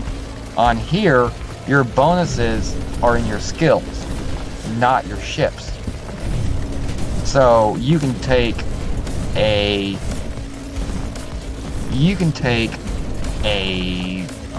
Caldari Raven and armor tank it with railgun, and it's going to be just as effective as if you shield tanked it with missiles or torpedoes or whatever.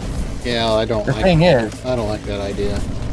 The difference is your skills, but it allows you to refit the ships with how you want to play the game, not how the game perceives you to play it. Yeah, to me, I think that's kind of fun because you can really change things up. Yeah, I don't like that at all, because now you take the ship specialty out of the mix. So basically, you're just buying a hull, and that hull is only affected by what the weaponry that's on the hull. No, it's affected by your skills, actually. Majority of it is still your skills. How can it be a majority by your skills if your ship doesn't have bonuses or perks or what? Because some of the ship, about half of the ships have bonuses to specifics, and some do not. But the ones that have specifics to it, which carry more damage, better armor, better everything else, they are the ones you specialize into. Otherwise, you have your normal ships, which are basically a weaker ship, but you can diversify what you want to do. They're not as expensive on the market. They're not as hard to build. They're easier to get your hands onto. They're more of a throwaway ship until you get into specialized classes. That was the difference. It made it where if you took a loss on a ship, it wasn't going to devastate your gameplay. Like in EVE Online, if you lost, let's just say we didn't have carriers and everything in EVE Online. Let's just say we went back to battleships, where battleships were the biggest thing you had. Which I remember that time. You should too.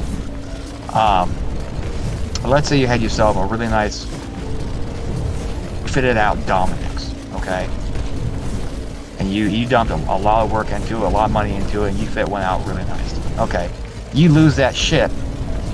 Even with insurance, it's still a kick in the butt.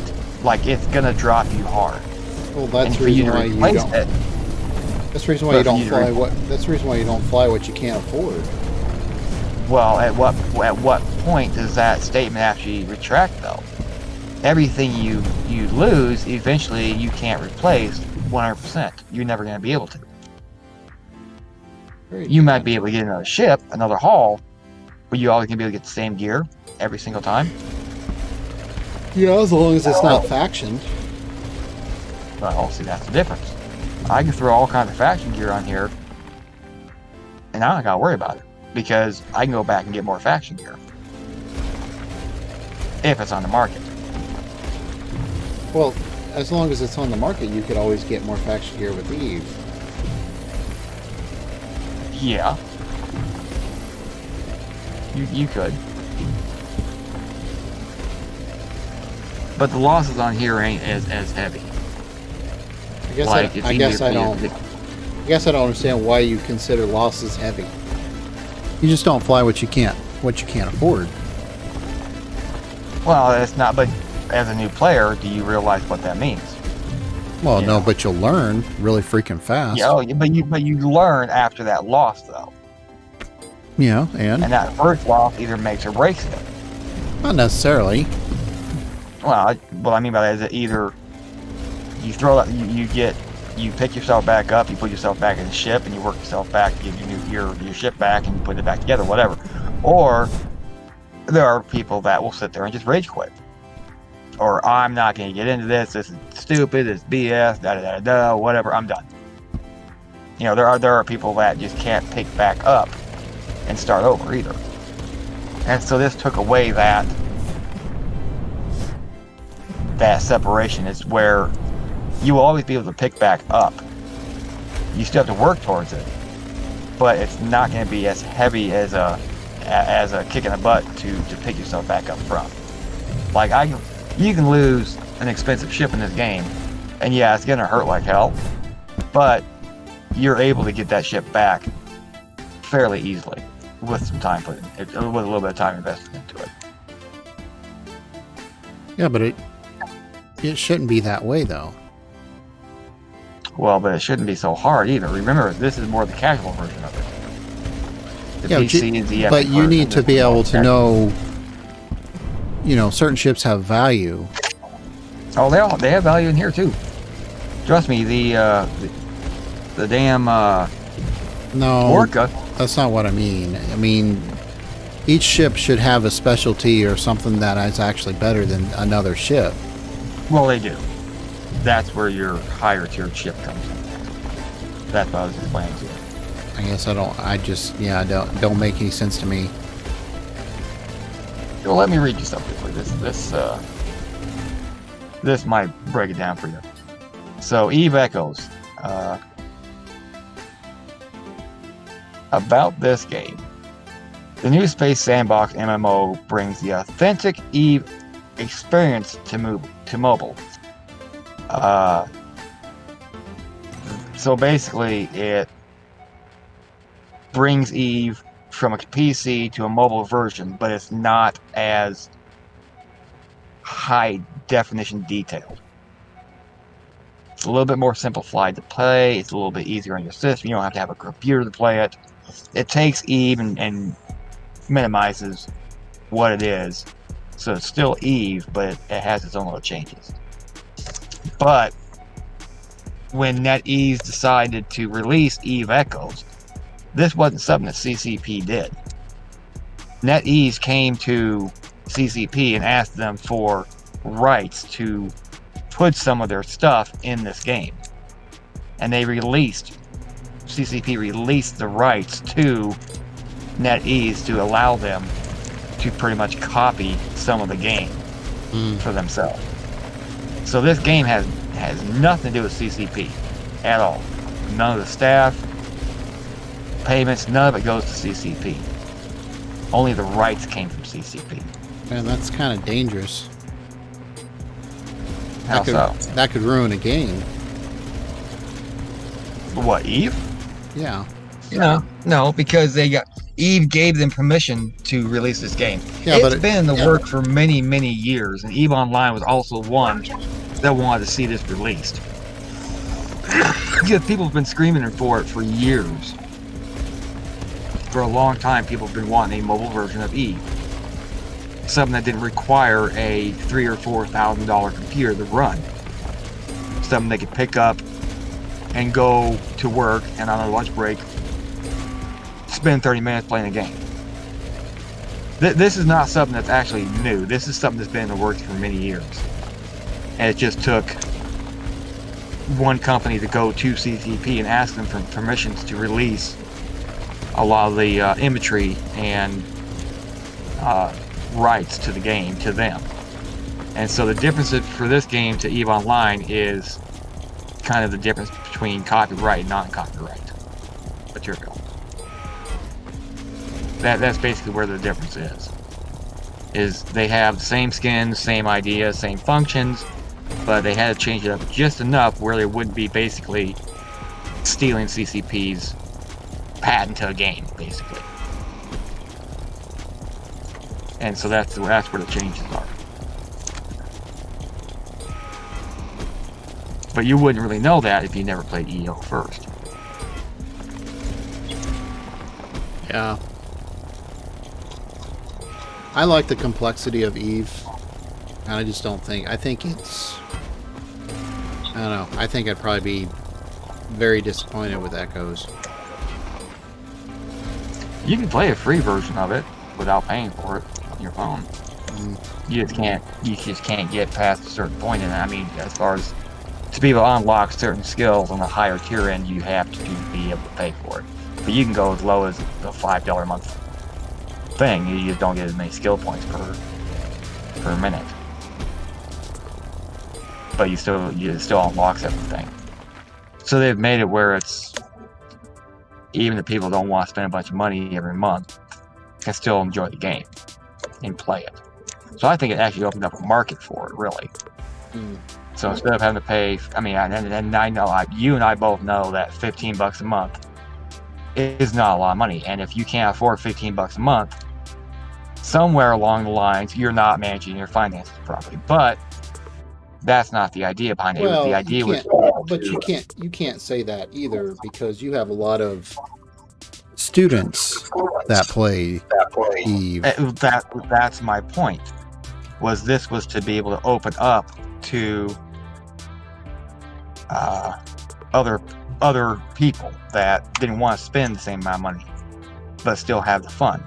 So the restriction with that is you just don't get many skill points per minute as the guys who are paying full-fledged. And you got Plex, and you can buy Plex off the market, and Plex are Plex are cheap. Plex are 807,000 a Plex, so you can pretty much Plex out your account in a week. Oh, you're talking about on the game, on the Yeah. on the phone. Yeah, it's the same thing as EO. They have Plex in and everything. Hmm. So technically you don't have to spend any money in the game. You can just buy Plex out the market, which is kind of cool if that's what you want to do.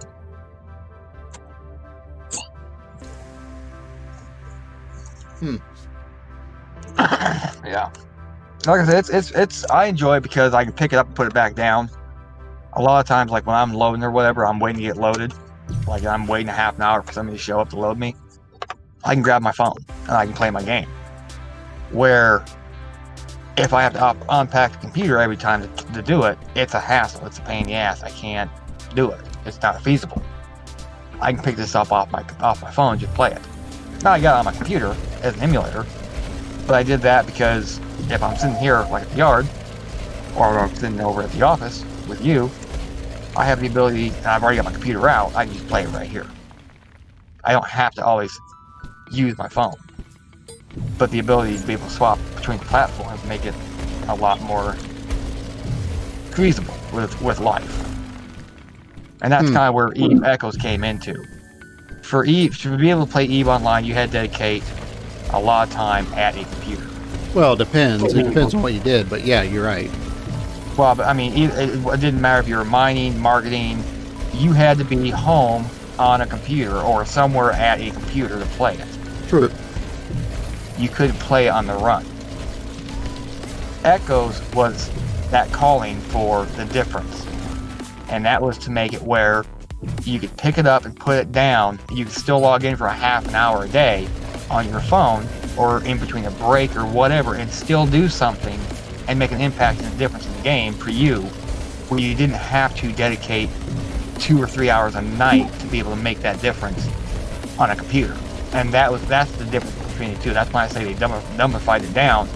They made it a little bit more simpler to play and still get the same enjoyment out of it, and it still feels like EVE Online.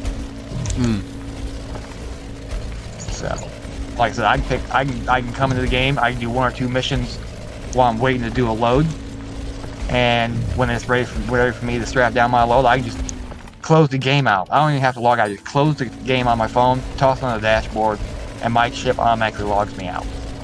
If I want to warp somewhere, say 15 jumps away from one station to another, I don't have to leave my phone on.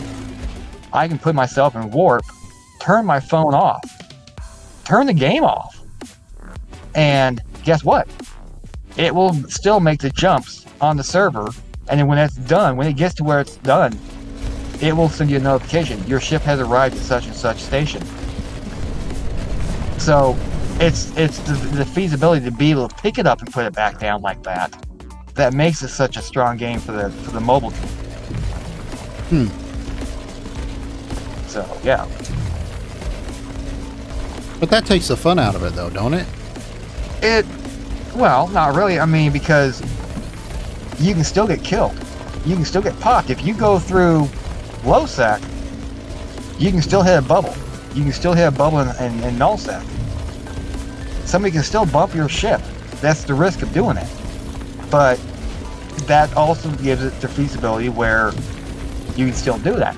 You can still just drop your phone and go and do something while your ship is floating somewhere. But you you have the risk of getting somebody catching you while you're AFK, and there's nothing you can do about it. At that point, you gotta grab your phone and pick it back up again, where you might not be able to. So there's a risk involved with doing it, but the availability just to be able to do it is what makes it nice.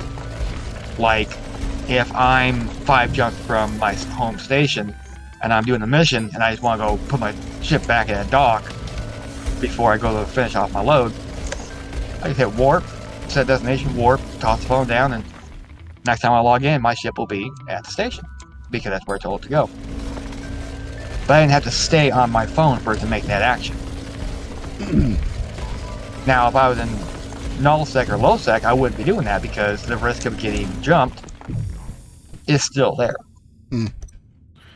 Yeah, I don't like that idea at all. That definitely turns me off because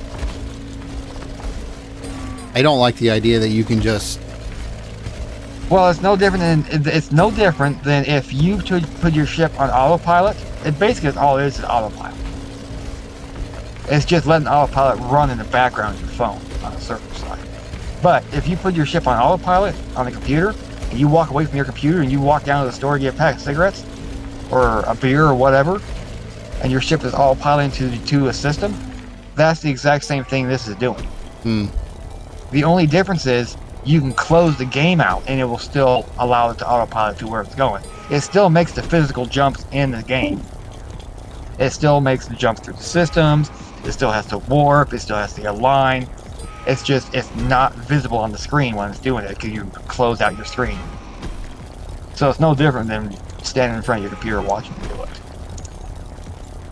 There's a lot of people that's been bitching, well, I shouldn't have to worry about getting blown up if I'm on autopilot.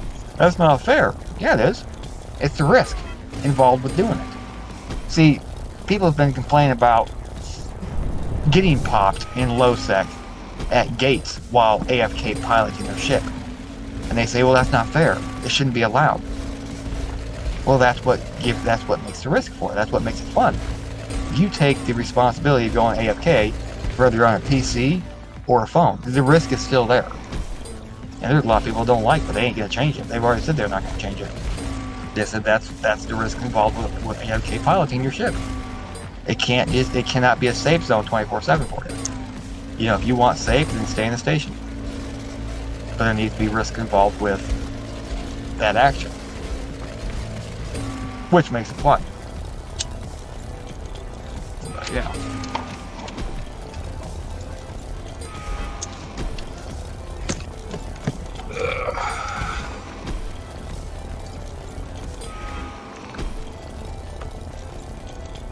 Yeah, I don't know. Seems a little odd to me to do shit like that. Well, like I said, it's no different than if you AFK your ship from Atlanteans to Jeddah on your computer. Well, Walk away from your computer. It's the same I guess, thing. It's the same motions. The only difference is I'm making my screen close on my phone. Yeah, I get it, laptop. but my corpse, you know, we got blown up because we're AFK. We'd get kicked from the corp. Oh, okay. You never should be AFKing. Agreed. No, I agree. But that's why there's risk involved with doing it. True. So, but you can do the same thing on the PC as you can on the phone. There's no difference in risk. The risk is still there. Now they may open up PvP where you can target and lock people in high sec, but they haven't opened it up quite yet. And I think the reason they've done that is they're trying to get the game to launch out where people can come into the game, have fun with the game, instead of saying, well, you gotta remember, a lot of people have left EVE Online to play EVE Echoes because it's mobile. Well, the EVE pilots know what you can and can't do because they played EO. So with that being said, they know that they have a chance to pop you in high sec. Well, now they've taken that function out right now because they don't want people just sitting in high sec blowing you up all the time, because it makes the game unplayable for you. Like Kinsey, when she was in 0.5, and it happened to her a couple times. 0.5, safe space, trying to mine in the belt, and she gets popped because somebody's running a multi-box computer with multiple accounts. Maybe not. Well, it was kind of ruined at that point when it happened. But at the end of the day, it makes it where what you're doing is the people are pretty much taking the rules and bending them where they can get away with stuff that they shouldn't technically be able to get away with. That was the idea of why they locked it out on EO or EE, was because if you're in safe space, you're in safe space. That's the idea of safe space. If you want PvP, you gotta go to low sec and null sec. Yeah, but there's got to be risk somewhere. Well, there is risk.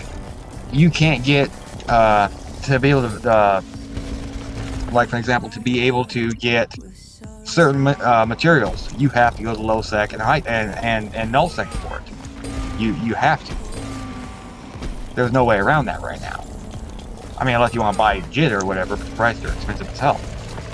Like an EO, they took Veldspar out of nullsec completely. In EO? You don't have Yeah. In 0-0 space, there is no Veldspar anywhere to be found. They took it out. Because what they did was they were trying to make it where, yes, you can live in nullsec, but you still have to use highsec as a partial of whatever you're going to do. You should not be able. They said you should not be able to live out in nullsec indefinitely without ever having to return back to highsec, because highsec was starting to become a it didn't matter, it wasn't needed type thing. They basically had two separate versions of the game. They had low sec Eve online, they had high sec Eve online, and they wanted to intermingle them again. Where to be able to do stuff, you had to go in between the systems. So they took out Veldspar out of the nullsec systems completely, and it jumped the price of Veldspar up to, what was I making? It's like almost 18 to 22 ISK per unit of Veldspar. Wow. Which is unheard of. I mean, I was making, before I left, I went from only having a couple $100 million in my wallet to 8 billion, because I sat there from the time I got on the game, when I bought the computer, to the time I stepped into Dual Universe. I made almost 8 billion ISK just mining in high sec and selling on the market. That's the difference in the materials in EO now. A lot of people hate it. A lot of people despise of it. And they feel that they should be able to live out null sec without having to go back to high sec for anything. Which, I'm kind of controversial about that. I believe that null sec should be able to be null sec, but I also believe that you should still have to come back to high sec at some point to retrieve stuff that is valuable that needs to be moved out to low sec or null sec. But that's just my opinion.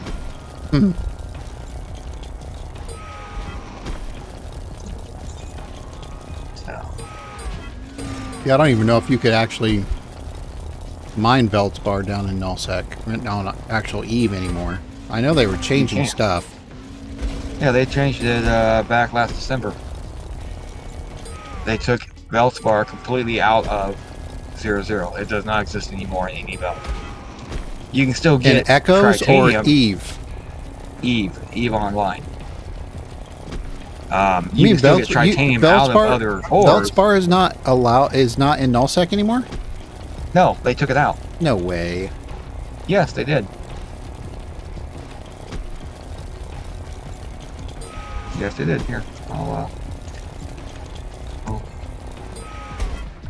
show you.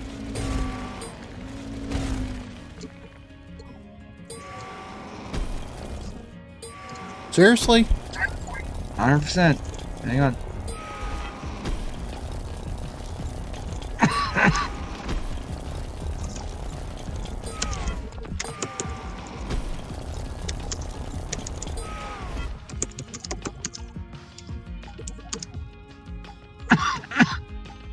Alright. That would seriously kill a lot of industry down in nullsec.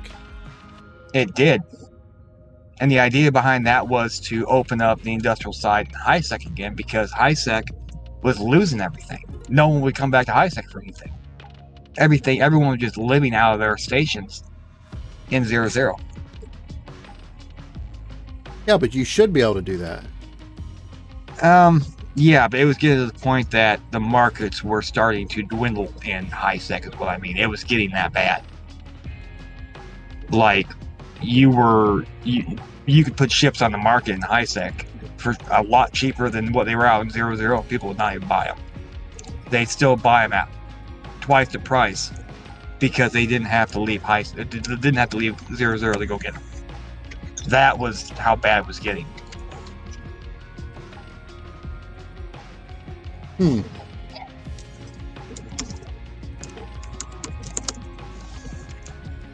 Okay. Okay, here it goes.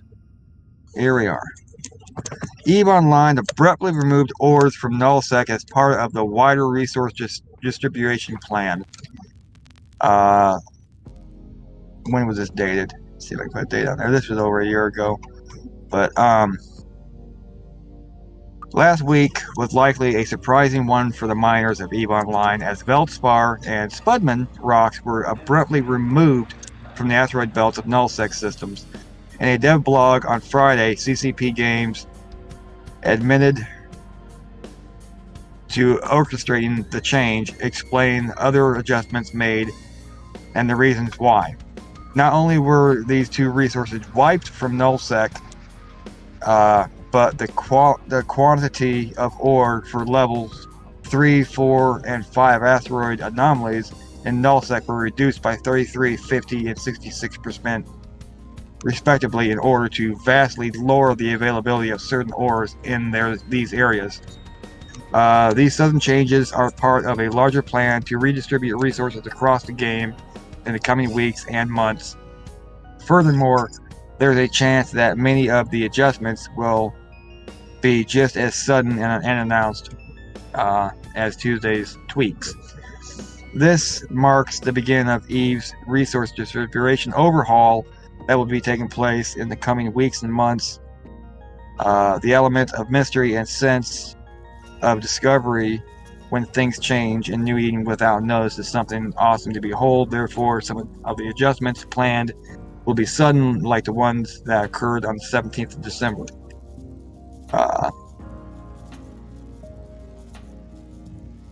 But yeah, it was to be able to make it where, yes, you can live in 0.0 nullsec, but you still have, because the idea behind going out to nullsec was to get the rare ores. But if you got the rare ores out there and you got all the lows out there, you have no need to come back to high sec for anything. No matter what you do, there's no need for it. But if you're in the high sec and you want to be able to build chips, you still have to go out to nullsec to get your stuff, or pay high prices to get it in high sec. So the idea was to make it where both sides had to come to each other's different doorsteps to be able to work on building. So if you wanted to have Veldspar in large quantities, you had to come back to high sec and haul it out to low sec. Same thing with high sec needing low end minerals. If you want them, you have to go out there, go get them, and bring them back. It's not just go out there, plop yourself in a belt, and have everything you want right there. That's why they made the changes.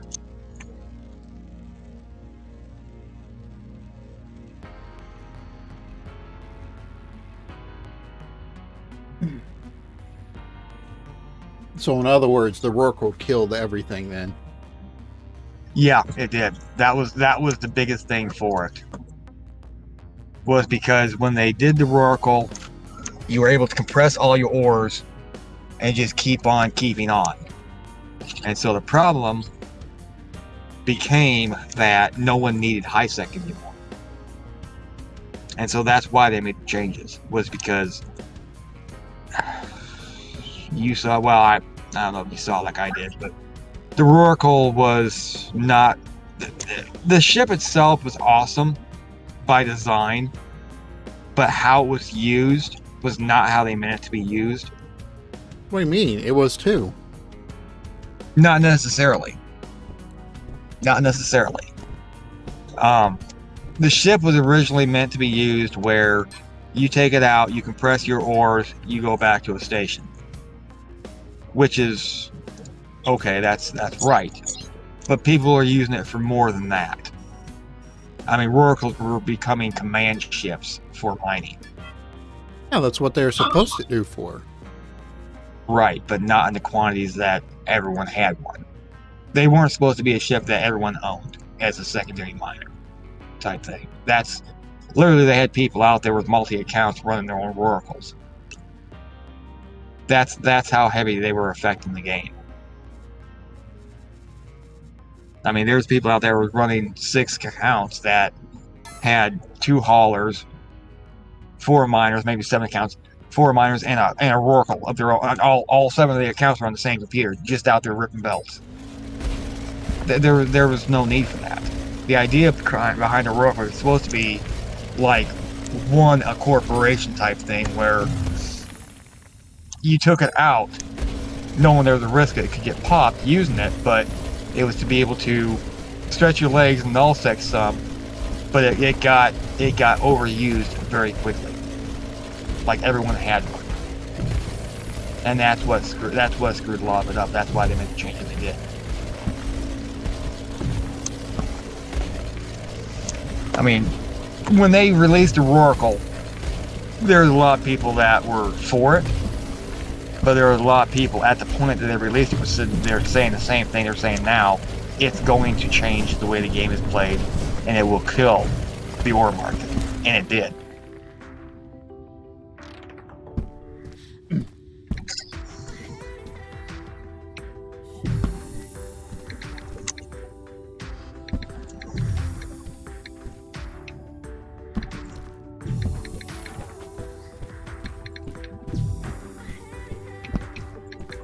I think I'm going to get this last chromite deposit. I'm probably going to call it a night. What? On your only day off? That's terrible. Well, I got to get up early in the morning and get busy at it. Yeah, I know. I gotta give you some kind of grief. Mm-hmm. How much did you get your treat tonight? I did. Was it as good as it sounded? It was better. Okay, good deal. Did we dare ask if there's anything left of it? Not much. That's funny. I didn't figure there would be. Yeah, there wasn't much. That's funny. Yeah, I just actually finished my 3rd glass. Oh jeez. I'm gonna probably make a run to the store myself, so I can grab myself something to drink, because I'm almost out of drinks completely.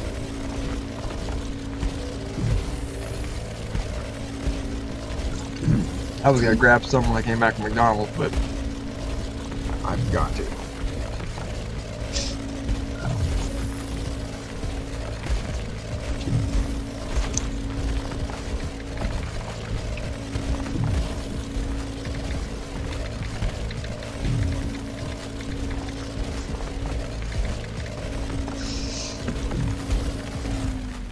Kinsey was on just a minute ago. On game or? Not, well, she logged in on game, but she logged out real fast, so I don't know what happened. Not a clue there. Maybe not feeling good still. Yeah, I would imagine that's log in, log out. She doesn't step on that computer unless she knows she can be on it for a while.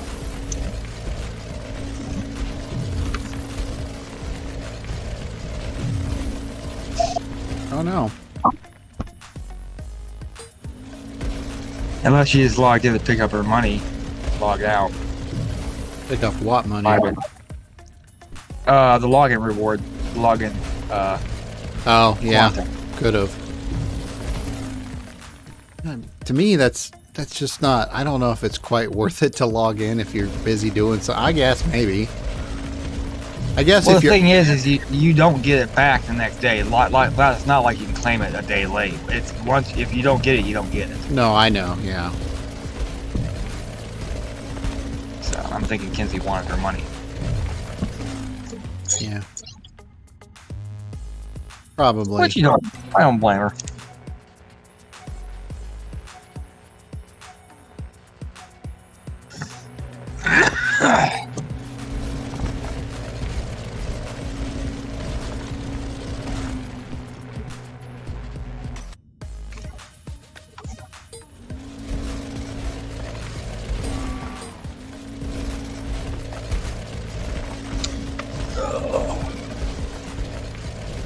I didn't even realize they took Feldspar out of nullsec. Oh yeah, they did that in 20. Have I really been out that? Yeah.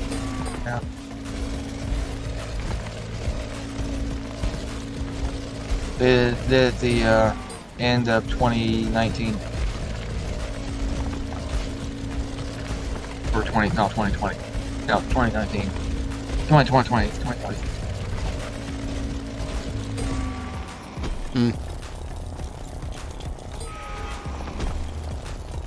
Yep, my friend.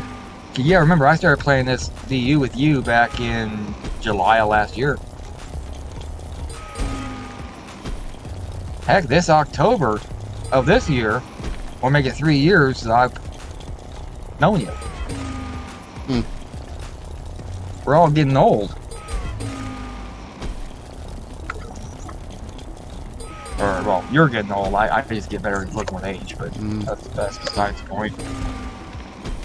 Just saying. Telling you need to start logging back in. I will. I still have everything there.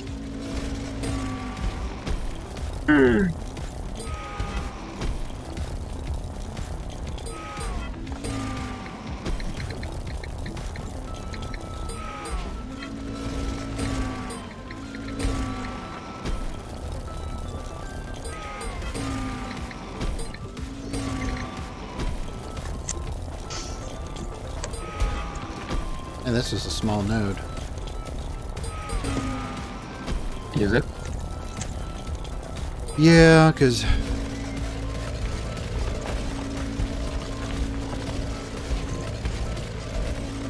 can't remember how much is on this aisle. If you took a scan, you'd know.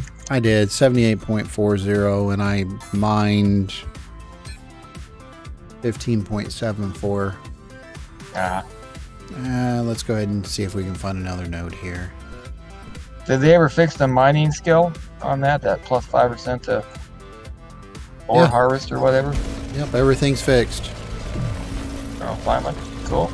Now the game's actually running the game runs actually pretty smooth.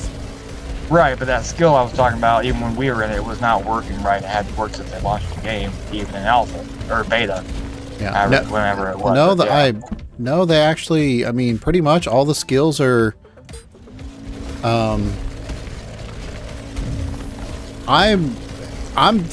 Most of the skills for me, I'm not having any issues with at all. I think as far as the bugs in regards to like the skills and how they were generated and what they were doing and stuff like that, I think a lot of that stuff has been fixed because, yeah, the game all in all, it's pretty.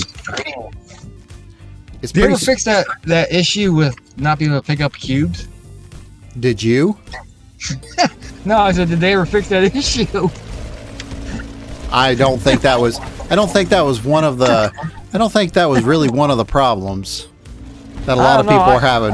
I think that was a really bad problem for many months for some players. No, there was not some players. It was one person. Oh, now don't be pointing fingers here. Mm-hmm. Not very nice. We actually talked about that last night on the stream. Oh, good God, really? Yeah. Well, what was said? Stuff that you probably... we just basically said you were a moron. Oh, you did not. Yeah, we did. Basically for the first 3 months or 4 months or however long it was, and we kept trying to tell the guy over and over and over, you gotta, something's gotta be wrong somewhere. You gotta be using something different or whatnot. And then all of a sudden it literally just like a 2x4 smacked you in the face. Like, I'm not using that tool. No, the light switch finally turned on. Oh. Yeah. Yeah, no, it was. We are actually talking to Casey about it last night. Oh, good Lord. He got a kick out of it. Oh, that's funny. Good Lord, I'm yawning. Terrible. Yeah. I didn't get on until about 8 o'clock. Yeah. I didn't even see it on there at all. I didn't think you were getting on for some reason because I didn't see it in Discord at all. No, I've been on since about 8, and I just, because I started the streaming, I've been streaming virtually every time I'm on, so I made a channel specifically for, so if we get new people in here, number one, I had to have it restricted because I only want certain people to get in it. And then number two, I had to have a way to basically, hey, if you're coming into this channel, you need to realize I'm streaming. Right, I got you. So, well, it's good to have another channel for that, though, because there's a lot of times I didn't know you were streaming. I just barged on in the room. I mean, it doesn't tell you anywhere on the score that, hey, that such and such is. See, mine does. Mine does. Well, that's because you're running the stream. Mine does. If I go to the score, it does not say that Bishop is. No, if you go to the right-hand side that says online or whatnot, it'll say Bishop and it'll say streaming dual universe. Nope. It should. Mine says Red Shadow with a crown next to his name. It says server owner. That's all it says. Huh. Yeah. You will see it because you are physically one stream. See, I see other people when they stream. Because they're streaming. They've got stream turned on. So you can see it. I have to turn it on? No. Streamers can see streamers, but non-streamers can't see streamers. You know, it doesn't tell you that. Seriously? I think so, yeah. Because I've never seen anyone stream on Discord, and I've had multiple. I have channels for other games that people stream on, and it doesn't tell me. Like, if I go to Steam, it will tell me if somebody's streaming, but that's a whole different platform. Discord won't tell you. See, for me, it says that, like, everybody that's streaming, it tells me that they're streaming. Don't have it.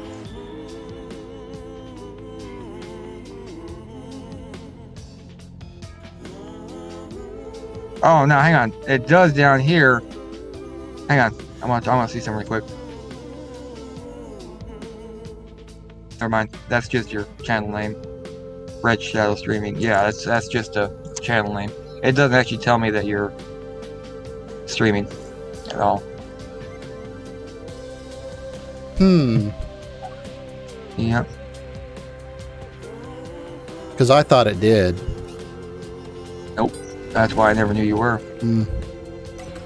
Now, if you change your status from like online to whatever, I think you make a status change.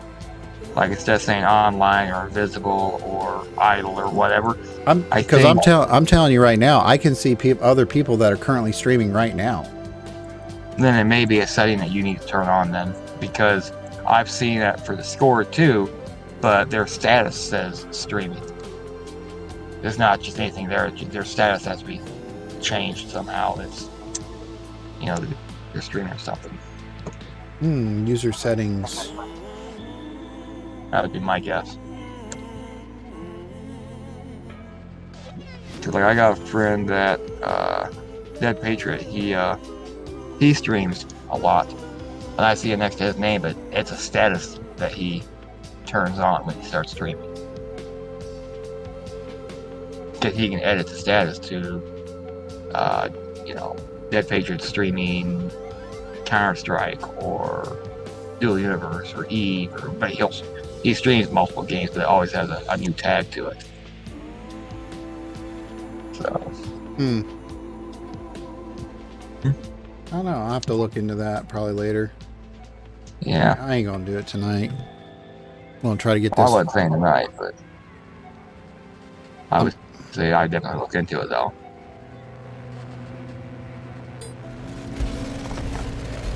Yeah, I know. I automatically assumed that you knew I was automatically streaming. Nope, not once. Unless you told me when I walked in, I didn't know. That's what I mean. Why do you think I walked in just so vaguely, like I don't normally do? Well, I honestly just thought you wanted to. No. If I knew you were streaming, there would have been a lot of things I didn't say the way I did when I walked into a room. See, I walk in, like when I walk into our Discord, I know if you can see me, Diablo, so I know we can shoot the shit. But if you're streaming, I'll enter a different platform and not, be that asshole type thing. So no, there's a difference. Yeah, the thing with me pretty much is every time I'm on, I'm pretty much streaming. Very rarely, because I just enjoy it so much. I mean, it's... Yeah, but you gotta remember, when we first started playing computer games with each other, you didn't stream at all. So for me, it's still getting used to you streaming. Oh, yeah. No, I get... No, I understand that. And I never know your schedule with streaming either, so... Well, I really honestly don't have a schedule. I really honestly need to get one, because I bet my viewership would probably go up a lot. Probably, yeah. Because nobody knows... But how you work that in with your... How you know your schedule and your schedule now was all over the place. Yeah, I know. That's the problem. I mean, like Unless Saturdays... you do it, like on a weekend. Yeah, Saturdays I can pretty much do it. But even then, I mean... I don't know if I can actually put up a solid schedule through the weekend, because...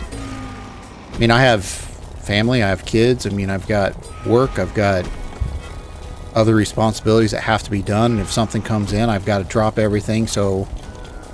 Yeah.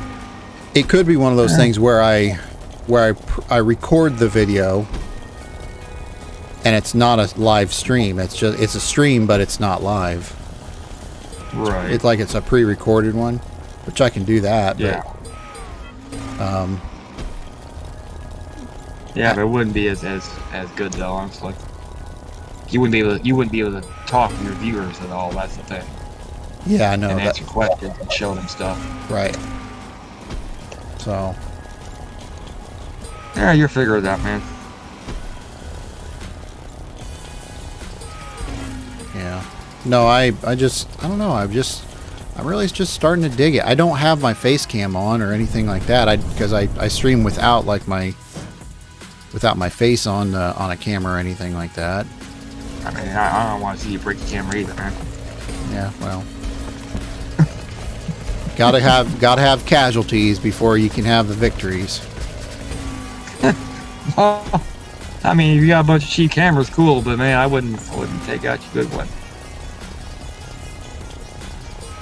No, I mean, seriously. I mean, I was talking to my wife about it the other day, and she's like, man, you're really starting to get into the streaming stuff. I'm like, it's something I enjoy, and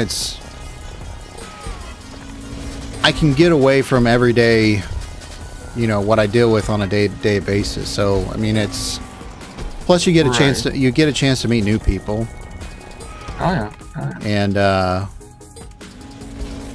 mean, and she's like, well, kind of like what you said the other day. I'm like, are you doing it for money? I'm like, no, I'm not. I don't really care about the money. Fuck the money. I don't really give a shit about the money. I mean, it's... Well, that's because you have the equipment, but there are people that have platforms they stream on that they pay for platform out of pocket, and so they accept donations and they apply it to internet usage and server maintenance and stuff like that for a platform. Yeah, for me, this is just a hobby. I'm not going to be... No, I know, but that's the difference, though.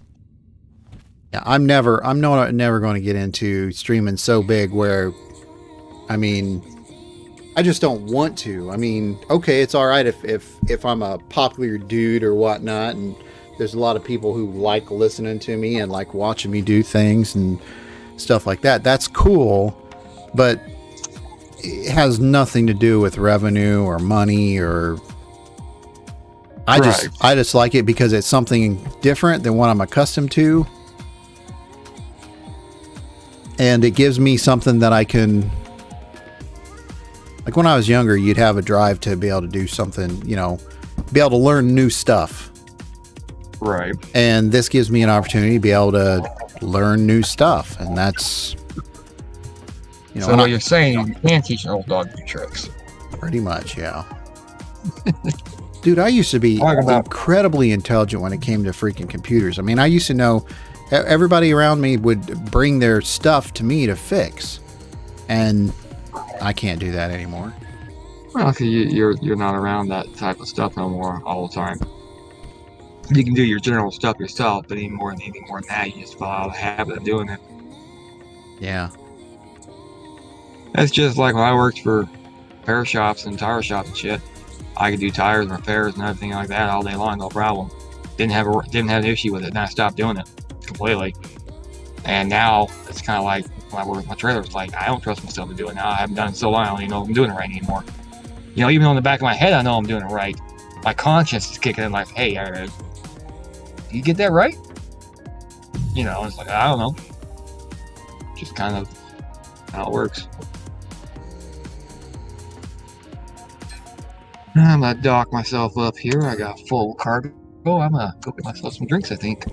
Grab the baby from outside, put her in here, and get my drinks. Thirsty. Yeah, I think I'm probably I'm going to go ahead and probably call it a night. And yeah, you're gonna turn into a pumpkin. I'm surprised you haven't yet because it's already 10 minutes after 12. Got what now?